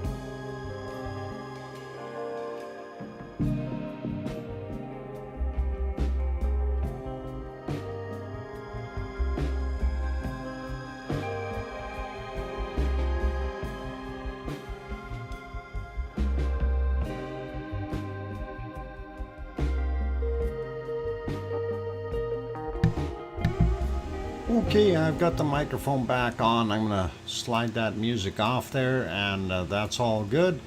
And thank you, everyone, for being here. Glad that I am back. So welcome back, everyone. And I'm your host, DrFox2000. And yeah, lots of people saying welcome back. Thanks, Leo and the Montoma, who did another super chat for 20 Swedish kroners. Thank you very kindly, Maria. Also, thanks for the welcome backs, and thanks Sue Hayes and Grandma B and Mars 2028, and Robert Ferry's going. Take care. Good night, Robert. And Juliet. Oh, who's leaving? Juliet or Daryl? Anyway, thanks, Ken Nasca's Country, and yeah, Robert looks like he's going for the night, so good night. And let's see, night at Linda Schoof. Oh, it sounds like Daryl's taken off. Good night, Daryl. Be good. And oh, I'm not gone yet. Okay, Robert. It's so confusing. Everybody's saying bye, and it's hard to figure out who the heck is leaving. Just a 9 to 2:30. You betcha, Grandma B. And let's see if we can get a few more to bop that like button. That would really be awesome. And what were we going to do? We were going to take a look at earthquakes around the world and stuff like that. Somebody mentioned about trying to make a program that would be good to synchronize these different streams. I would love that, but you know, like I've done this before where I've tried to line them up, and as soon as you get off of them a little bit or something, you know, it just changes. It's really, really weird. And you can't go by the clocks because every one of them is a little bit different. So it's unfortunate in that respect, but I would love to see everything synchronized, and it would be nice to be able to see 4 streams with 4 plumes coming out all at the same time, at the same plume. So it would be cool. Anyway, I did say we were going to pop over and look at the rest of the earthquakes around the world, and we're going to do that. Zip over there real quick. Let me get onto the right map, and there we go. So actually for earthquakes, we're not really seeing anything super major around the planet. I didn't see anything really large, and nothing up in the 6 ranges at all. We do have some oddities. We have this one up here in Alaska, 5.0, and that happened yesterday at 2000 hours, and was 33.2 kilometers down. And we have a whole pile here in Alaska, but we're not going to go through all of those. Just that bigger one, 5.0, just thought it was significant, and wanted to point that one out. Also, we do still have these guys here off the coast of Japan. There's 2 of them, 5.6 out here, and then the smaller one, 4.3, just about in the same place. And that, of course, is because everything is subducting underneath that ridge here. So this material is going under this ridge, and that's what we've got. Same thing with up here, a few more earthquakes, but nothing major. Bigger ones, 5.5 down here at Timor Leste, and that is just about underneath Luolatok down there, and that is probably allowing it to flow a little bit more. Some small ones here in the Indonesian and Philippine area, 4.4 on that guy. Then we have a 4.9 here. This guy is a little further up, 4.9 Philippines, and I'm sure they would have felt most of those, but not very severe. We do have a 4.6 out here as well. Not seeing anything over here in our Fiji and Tonga and Kermadec Ridge area, so nothing going on there, nothing major anyway, and nothing new on the mid-Atlantic Ridge, and nothing new in the Mediterranean area either. So pretty cool, and let's get over to our wonderful Canary Islands, and we'll have a quick peek. I'm refreshing it, and we're going to have a quick peek to see what's happening out on La Palma. And zooming in, you see most of those dots have disappeared, and we really only have one quake today, 2.1, right on the edge of the island, and I'm not sure what that would indicate, but 11 kilometers down, and that happened at 10 minutes after midnight, of course, on the 18th. So that's in the future. It didn't happen yet for me, but it did for anyone who's over that date line and who's already on the 18th. So that is where we see it, and that is pretty good. That's about 6 minutes ago, by the way. Just so you know. Or is it an hour and 6 minutes ago? I think it's an hour and 6 minutes ago. Never mind. But that is what we've got there. So nothing else that strikes at the heartstrings here, indicating that we've had anything major. These are older ones from the 15th, that 3.7. And of course, that is the divider line here between the Eurasian plate and the African plate. Runs right through here, and that's where that quake is emanating from, or it did at that point in time. Anyway, that's it for the Canary Islands. Quick look, I'm going to refresh this one here because it's already old, and we'll take a look and see if there's anything really new popping out at us. Looks like Iceland still got Astja and Frægðarfjall listed, so that is our two there. We have the two on Sao George, and the other one is Terceira, if I said it right, the other island. So I'm not sure if we're going to ever see an eruption there or not. Soon, anyway, it would be nice. And looking at Nevadas the Chilean, and the other guy down here, Villarcica. I hope I said it right.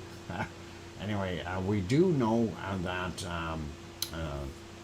Nevadas the Chilean has been fairly active the last little while.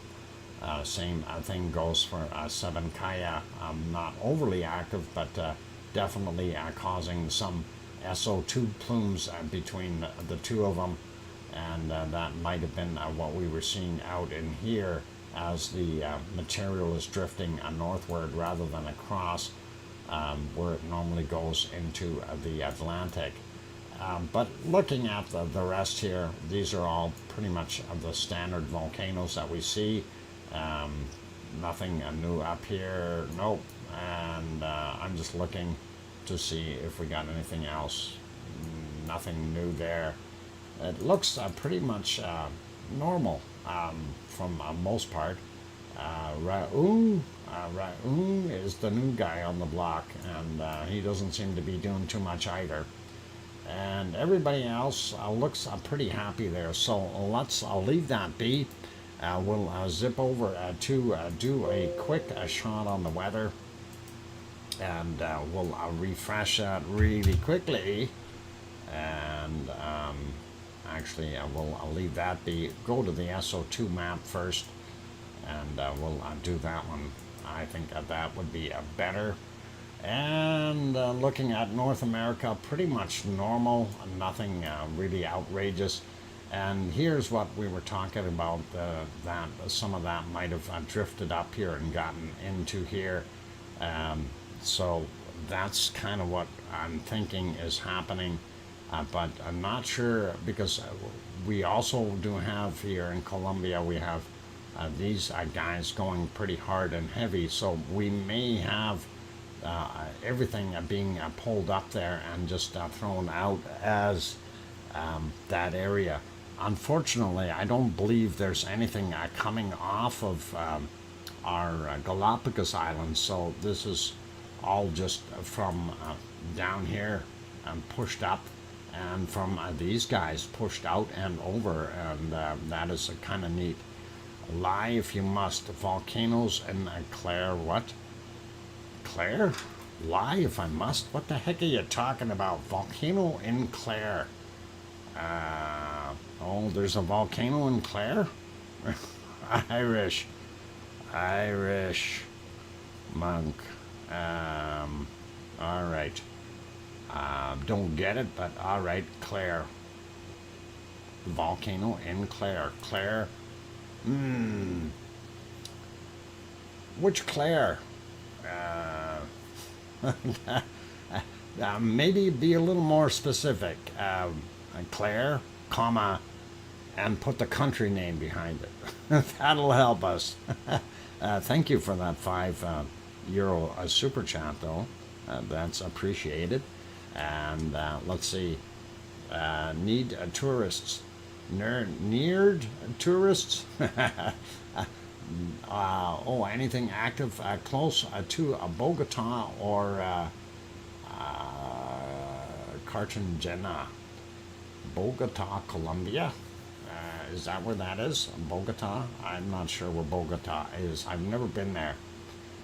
But we do have this guy in here. If we go back to the other volcano map, and then we can take a look at that. Just give me a second here.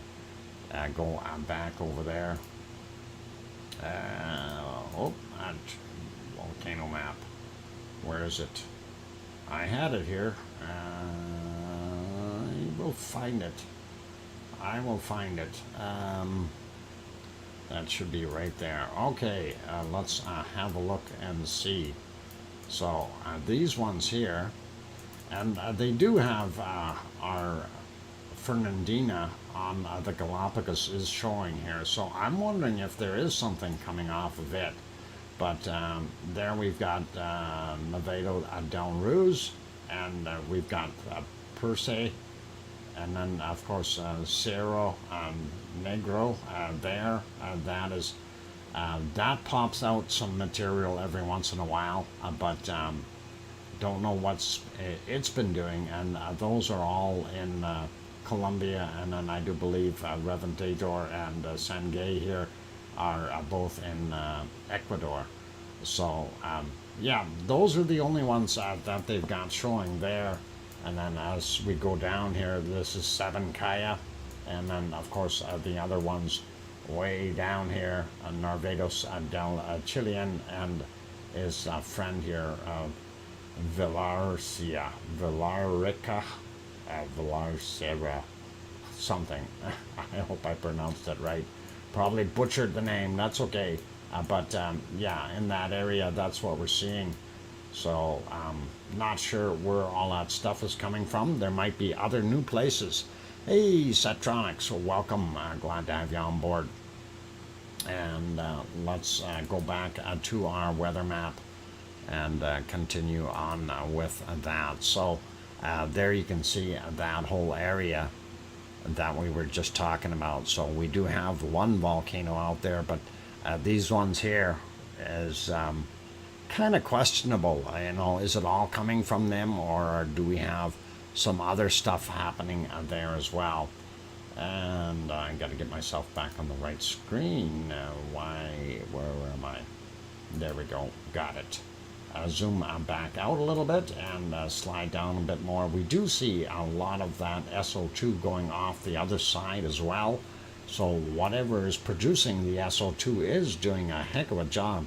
Hey, Satronics, thank you for that wonderful €2 super chat. Satronics, I got that in there, and thank you very kindly. And 200, there we go. And I got that. And thank you very much for that wonderful super sticker. sliding over a bit more, and here's where things get a little bit windier, I think. We are not seeing as much coming off of White Isle Volcano north of New Zealand, and not as much coming from Tofua out here in Tonga either. And I'm kind of wondering where this plume is coming from. Surely not just from here, from the coking plants, because they typically don't produce that large of a volume. So I'm not sure what that's all about, but interesting. Maybe they've got some fires happening or something. Normal stuff here, and in what we see out in Papua New Guinea, all pretty much the same. Here's another spot where, again, we're seeing SO2, and that is very unusual. So possible fires. And anyway, looking here, that's where we had that quake, and Luolatok would be right about there. And then, of course, getting over here on Java, eastern end of that Java, you've got Semeru, of course, and Raung, and then, of course, in the middle here would be Merapi and Krakatoa, or Krakatau, a son of Krakatoa, out here just past Jakarta. And Jakarta is definitely helping with some of that pollution, so definitely there. This out here, Ibu and Dukono, continuing to throw that out, and that is pretty normal. A little bit less from Taal volcano, and noticeably less today. But we see Bulusan here is picked up and throwing out a little bit more SO2 as well. Sliding up, pretty normal for Taiwan. Looking down here, Suwanosi Jima doing a fair job throwing its SO2 out, as well as Sakura Jima doing its thing right here. That's all ending up jamming together along the coast with some of that stuff that is coming from over in China as well.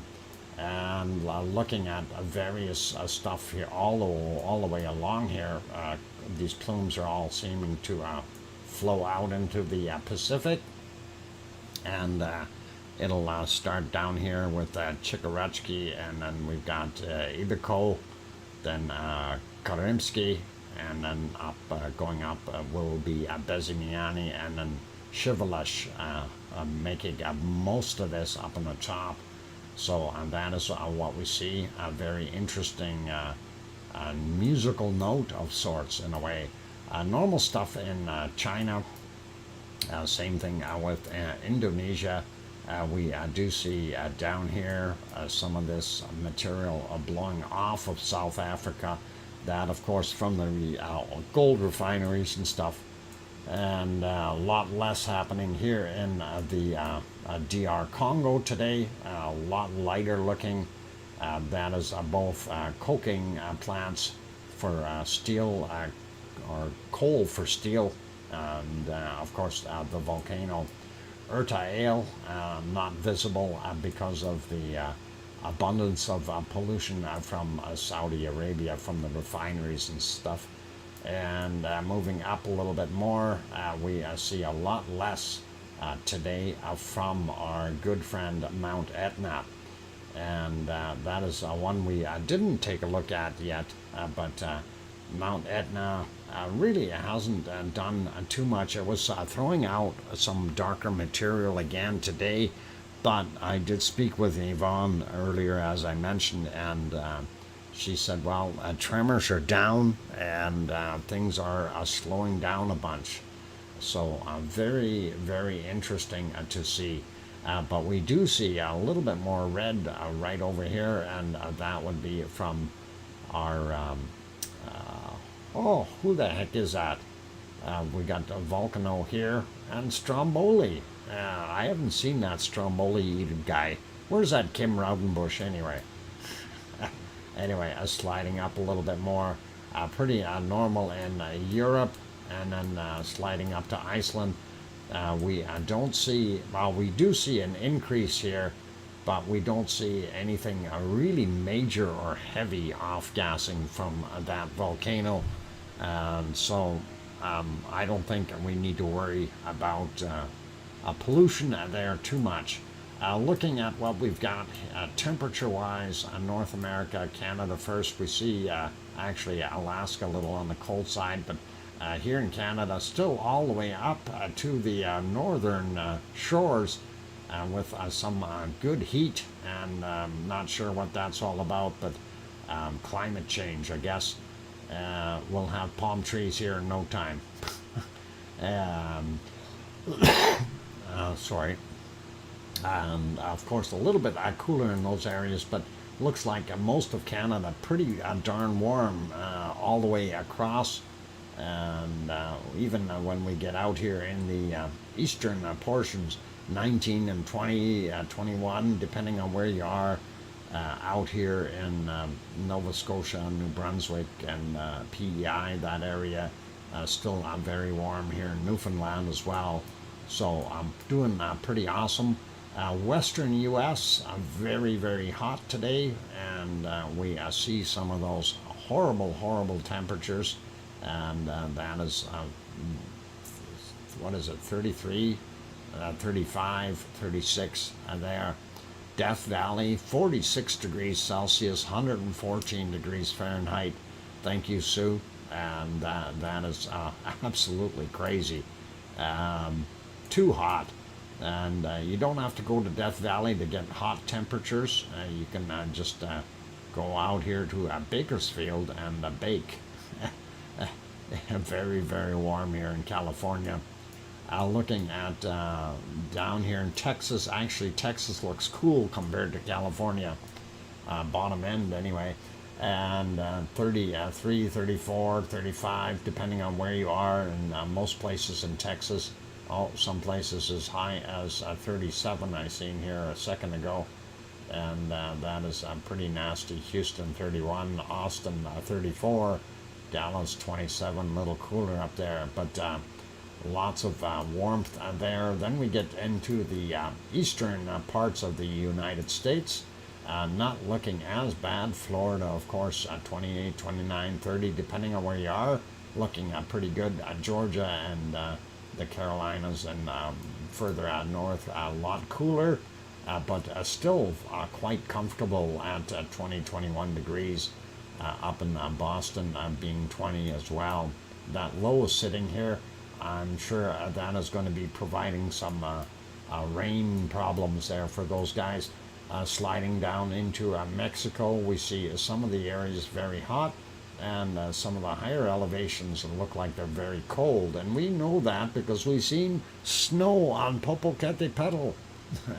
Anyway, there we go. Cancun, 28 degrees Celsius. If you want to go there, it's not a bad place. It's made for tourists. And here we go. Central America, pretty normal. South America is looking pretty good as well. The cutoff line is about the same place as yesterday, just north of Buenos Aires.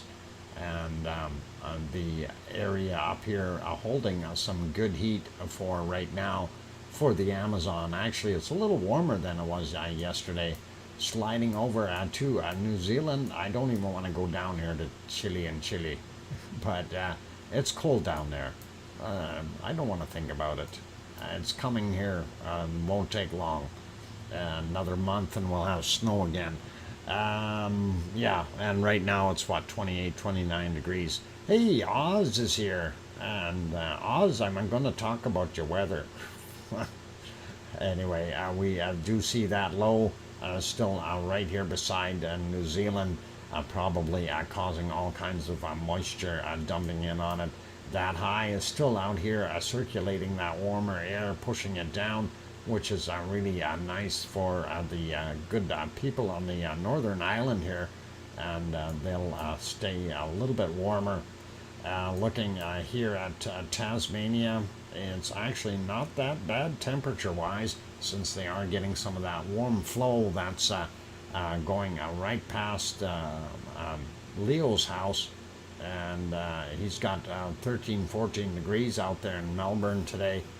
And what's it say? Oh, 14 and 24 kilometer an hour winds, and 69% relative humidity for Melbourne. And that is pretty awesome. 14 up in Adelaide as well. Sydney looking, I was going to say Sydney should be warmer, but it's about the same temperature, 13, 14 degrees, and not bad. What's the weather like where you are? Hot. There, we'll bring it up on there, and you can have a look.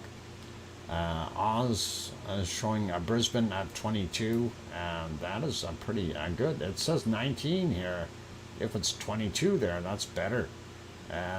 Sydney is warmer than that. Okay, well, if this weather map is lying, then that is to be expected. Somebody put in Sydney and see what happens. And see Edmonton 27 degrees Celsius. That is pretty awesome.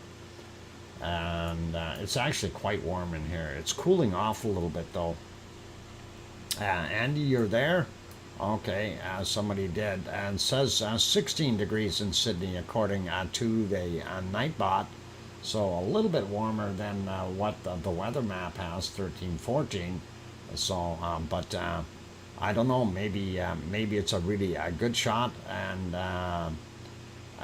no, JB, you have to type exclamation weather and then the space and then the name that you want in there. So yeah, after the exclamation, I put weather first.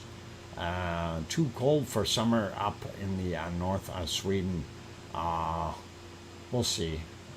We'll have a look and see what it's like. And Northern Australia looking at pretty balmy, normal stuff. There you go. I don't know if you have to put the whole thing in there or if you got it right there, JB.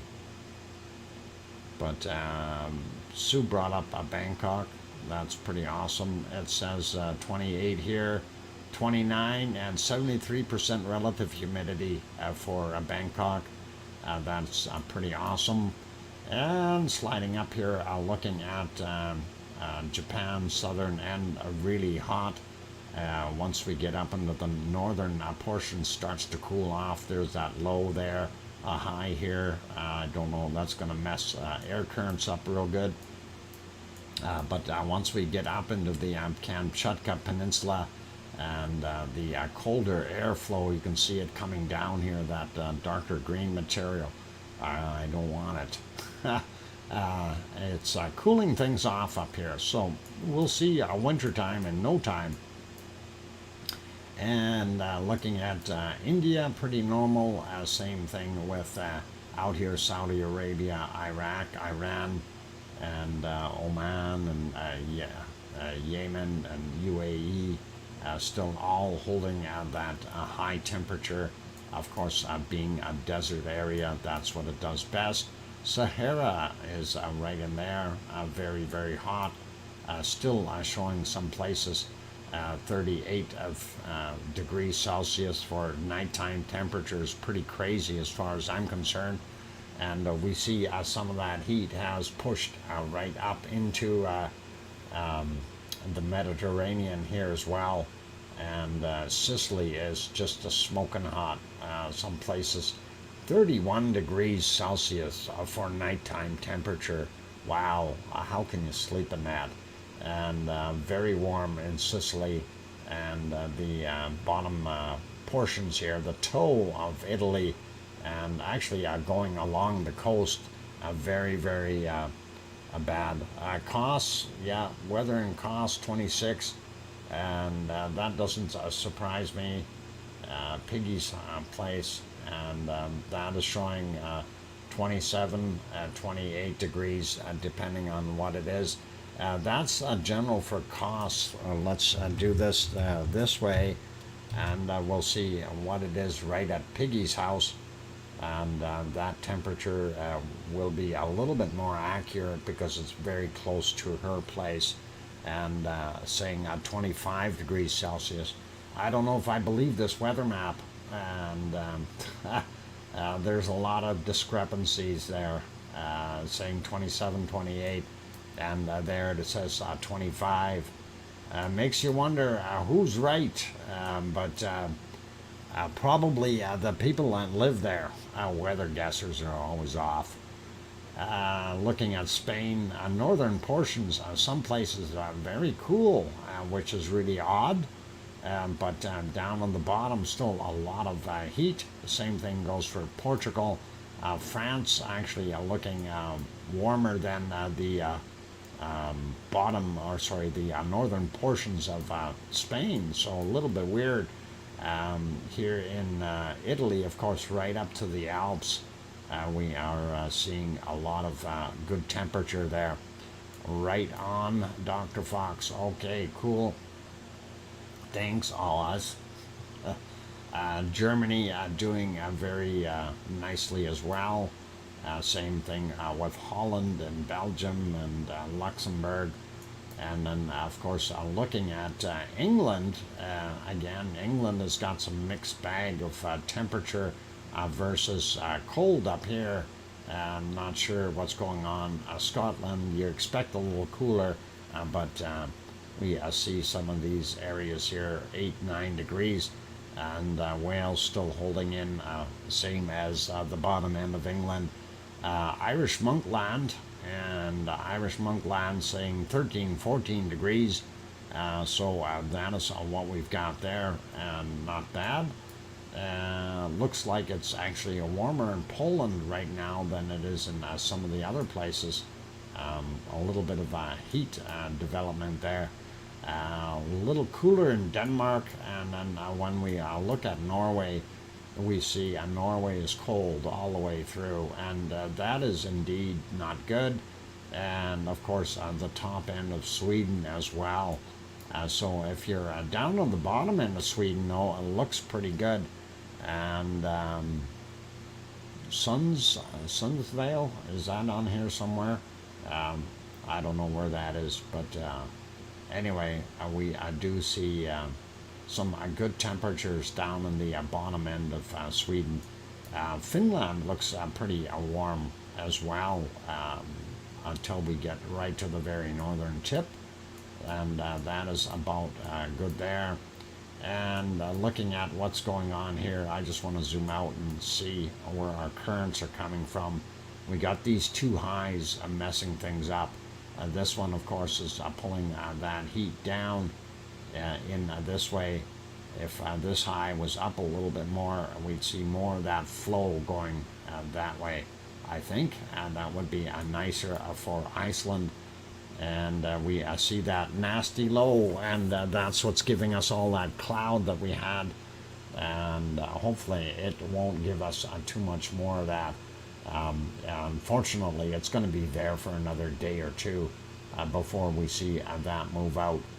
And we are looking at variable temperatures of anywhere from about 6 to about 12, depending on where in Iceland you are. And of course, Reykjanes Peninsula here, for the most part, 8 degrees, 7 degrees in those areas, and windy, and that is pretty awesome. Okay, so that is our temperatures. Let's go take a look at precipitation, and here's that bad cloud stuff that we don't like. And right now we are fortunate that we do have a little bit of visibility, but we are going to be hit and miss for the next few hours. Then possibly for tomorrow's stream, it's going to be completely blocked out. We are probably not going to have any visibility at all. I hate to say that, but that's almost what it's looking like if that moves in fast enough. So keep that in mind, and that is what it is. Is in the northern part of Sweden, where it is not so warm. The northern part, eh? Does it show on here? That's the northern part. It's not so warm up there. It doesn't even show up here. Brr. It's so small, it doesn't show up. And boy, some of those places are not so warm. And I was going to say, what is this, Hawaii? Ulu. Ulu? Ulu, Finland. I didn't know that place existed. But yeah, too small. Okay. Oh, not that north. Too much. Too small. Okay. Well, yeah. You know, unless you're down here somewhere, it's going to be cold up there. Unfortunately, sorry, Maria. But anyway, we see what's going on there. So let's see, precipitation. We see it coming in. And I really don't like the idea of more stuff coming in there. But hey, we're going to get it no matter what. We can't stop it unless our weather machine gets fixed. And there we go, looking at North America, not bad in BC and Alberta. Saskatchewan looks like it's got some storms going into Manitoba and Northern Ontario, Southern Ontario as well. And then down here, New York, as well as all the way into our wonderful Newfoundland, PEI, those areas, including some of this Newfoundland over here. So lots of stormy action there, probably getting a ton of rain. Yes, I got solved. Okay, I'm just reading stuff randomly. Looking at the U.S., a little bit of rain here in some spots in California, but not much. We do see all kinds of storms here in Arizona. And going up to Utah, bottom end of Utah has got some, and the bottom half of Colorado, New Mexico, definitely being hit as well. And then we see it down here in the Mexican area as well. Not quite as much in Texas. And we do see the stuff all the way here on the panhandle of Florida, though.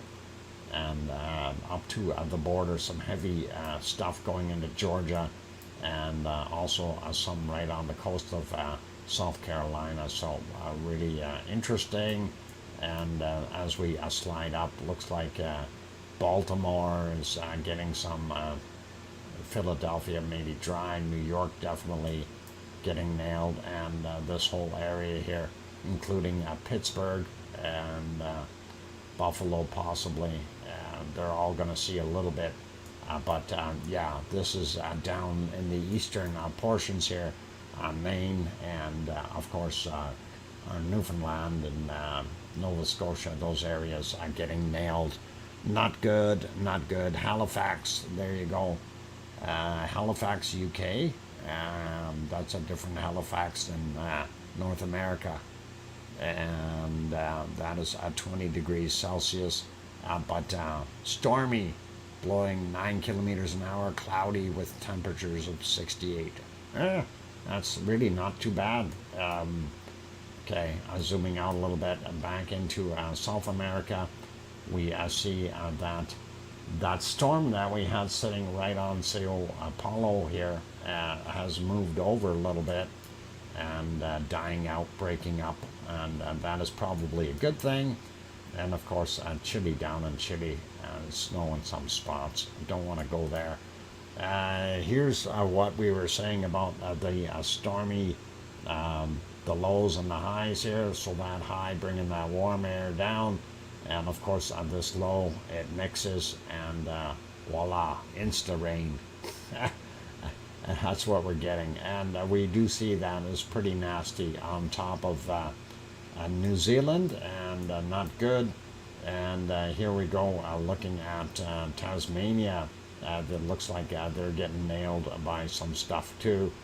And Leo's house here in Melbourne, possibly getting some rain, and that might be welcome. And looking a little bit further over here, Perth looks better today, not having that storm on it anymore. And then we are looking at Adelaide, not bad. Sydney looks like it might be going to rain, but not sure if everybody there needs rain, but hopefully it will come in a leisurely fashion and not bad. And we have for Oz, here in Ozland, it is very nice as far as no rain right now, just some out in the water here a little bit here and there. Sliding up a bit, and had to sneeze sort of, and we see we've got more and more storms up here in the Malaysian, Philippine area, Indonesian area.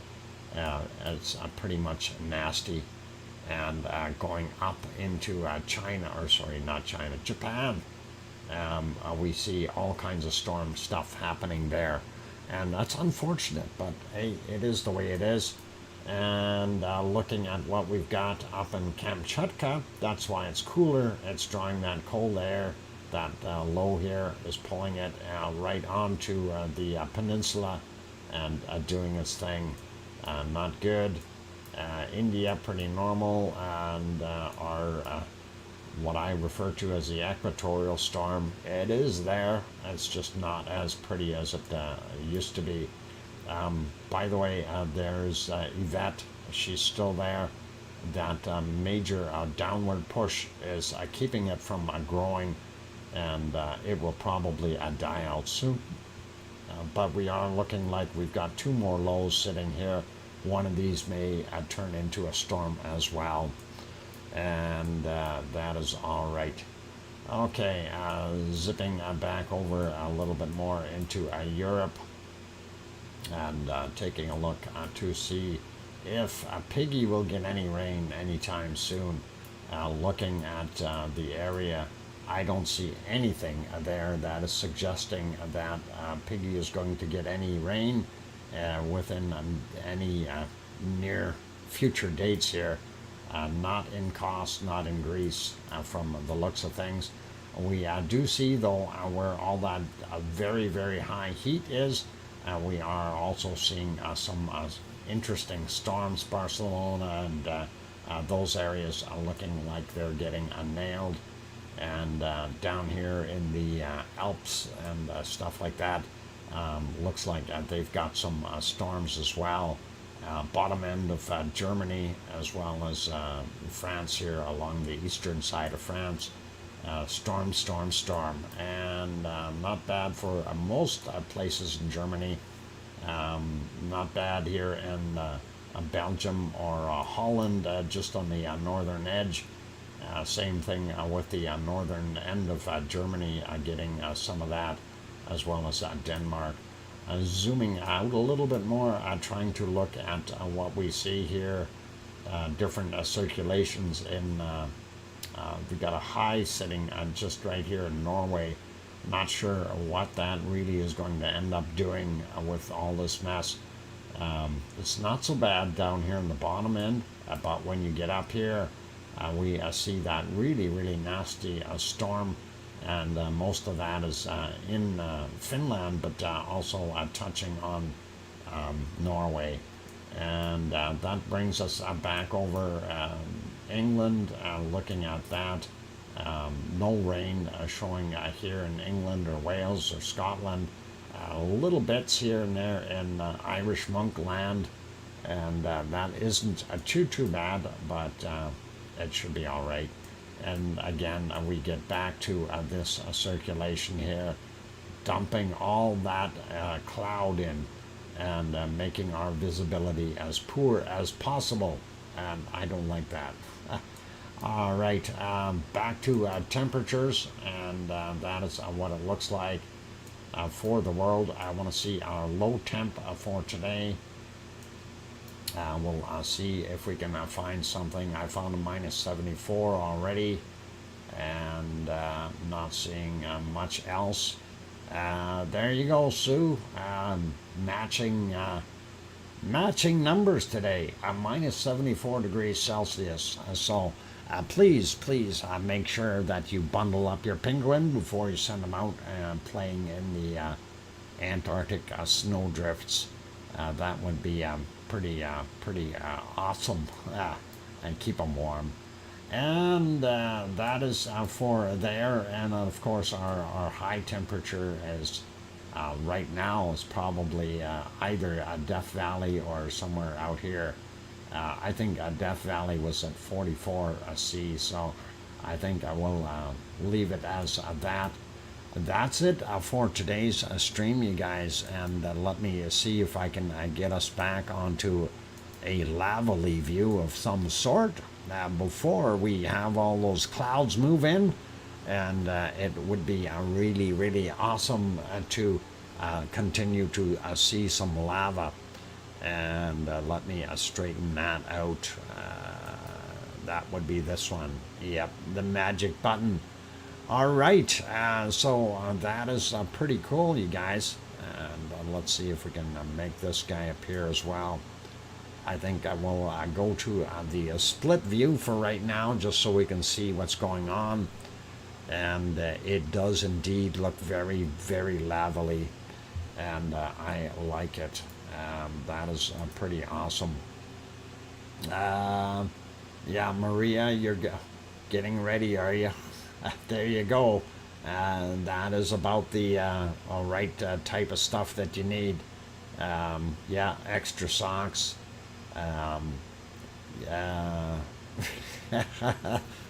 Maria, you didn't need to take that off of there, but you should have put pants in there as well. That would have been important. It's okay. We're all good. We're all good. We don't need to panic. Anyway, you guys, that is very cool. Maria says, good night, everyone. Good night, Maria, and thank you for your wonderful super chats today. I'm going to go run through those really, really quick. Token Puffin Smile? Oh, wow.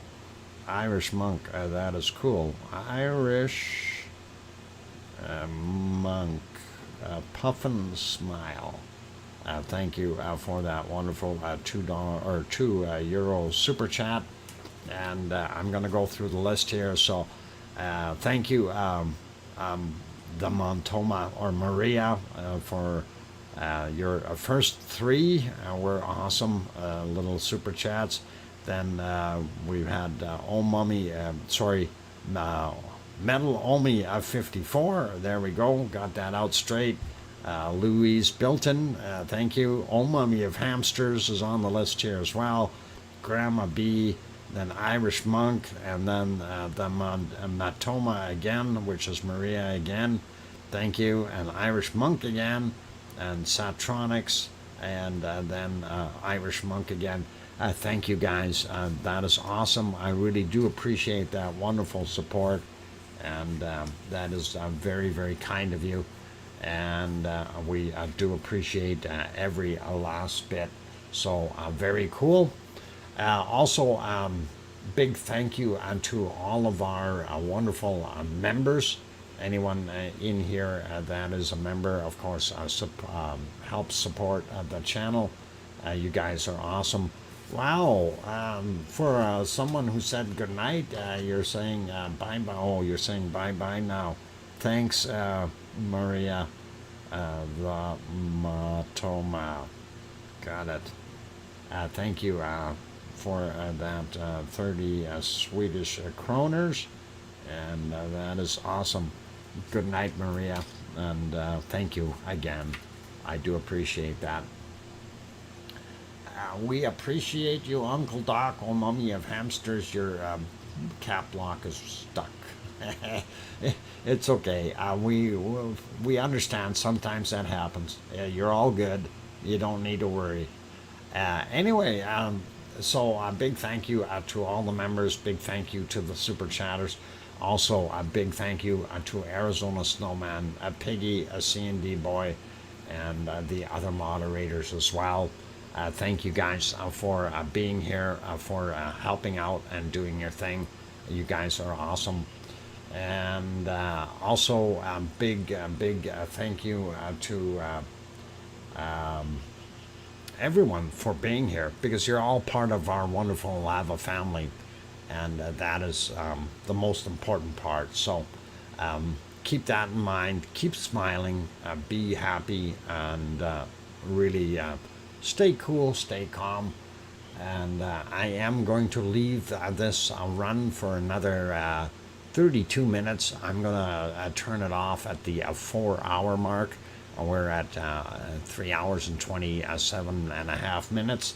So it will be unattended for a little while, but well, we'll be here in the background, but just to let it play, and we'll probably leave it on this view here for the duration.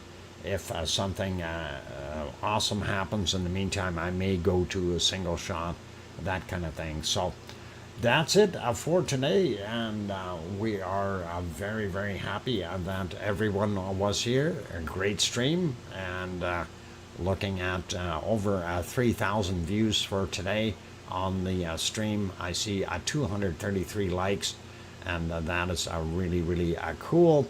And the maximum we had in the stream today was 200 as the peak. I also wanted to add something. About a week ago, my channel actually got to a point of where I had 2.5 million views in total on my channel. And I do have to say a big thank you to all of you, because that really is pretty awesome. We're already at 2.6 million views. So it is great to see the channel growing, and it is going to continue to grow, and that's what we want. So very, very awesome, and I thank each and every one of you for being here and helping out with that. That's a lot of views, you bet, Sue, and it is. That is a very, very lot of views. I really do like that. And yeah, that other trigger word there you brought up, the stream thing, and of course 4 years, 2 months, and 1 day, 7 hours, 1 minute and 37 seconds is how long the other stream, the bunny stream, has been happening. So that's a fairly long time. Anyway, that's it for tonight, you guys. Be good, be careful, keep smiling, and of course stay out of that hot lava. And most important, make sure tonight that you tell your loved ones that you love them tonight, for tomorrow is never promised. I'm your host, DrFox2000, here in Edmonton, Alberta, Canada. Take care, everyone, and stay happy, keep smiling, and we'll see you all tomorrow. Oink, oink. Good night.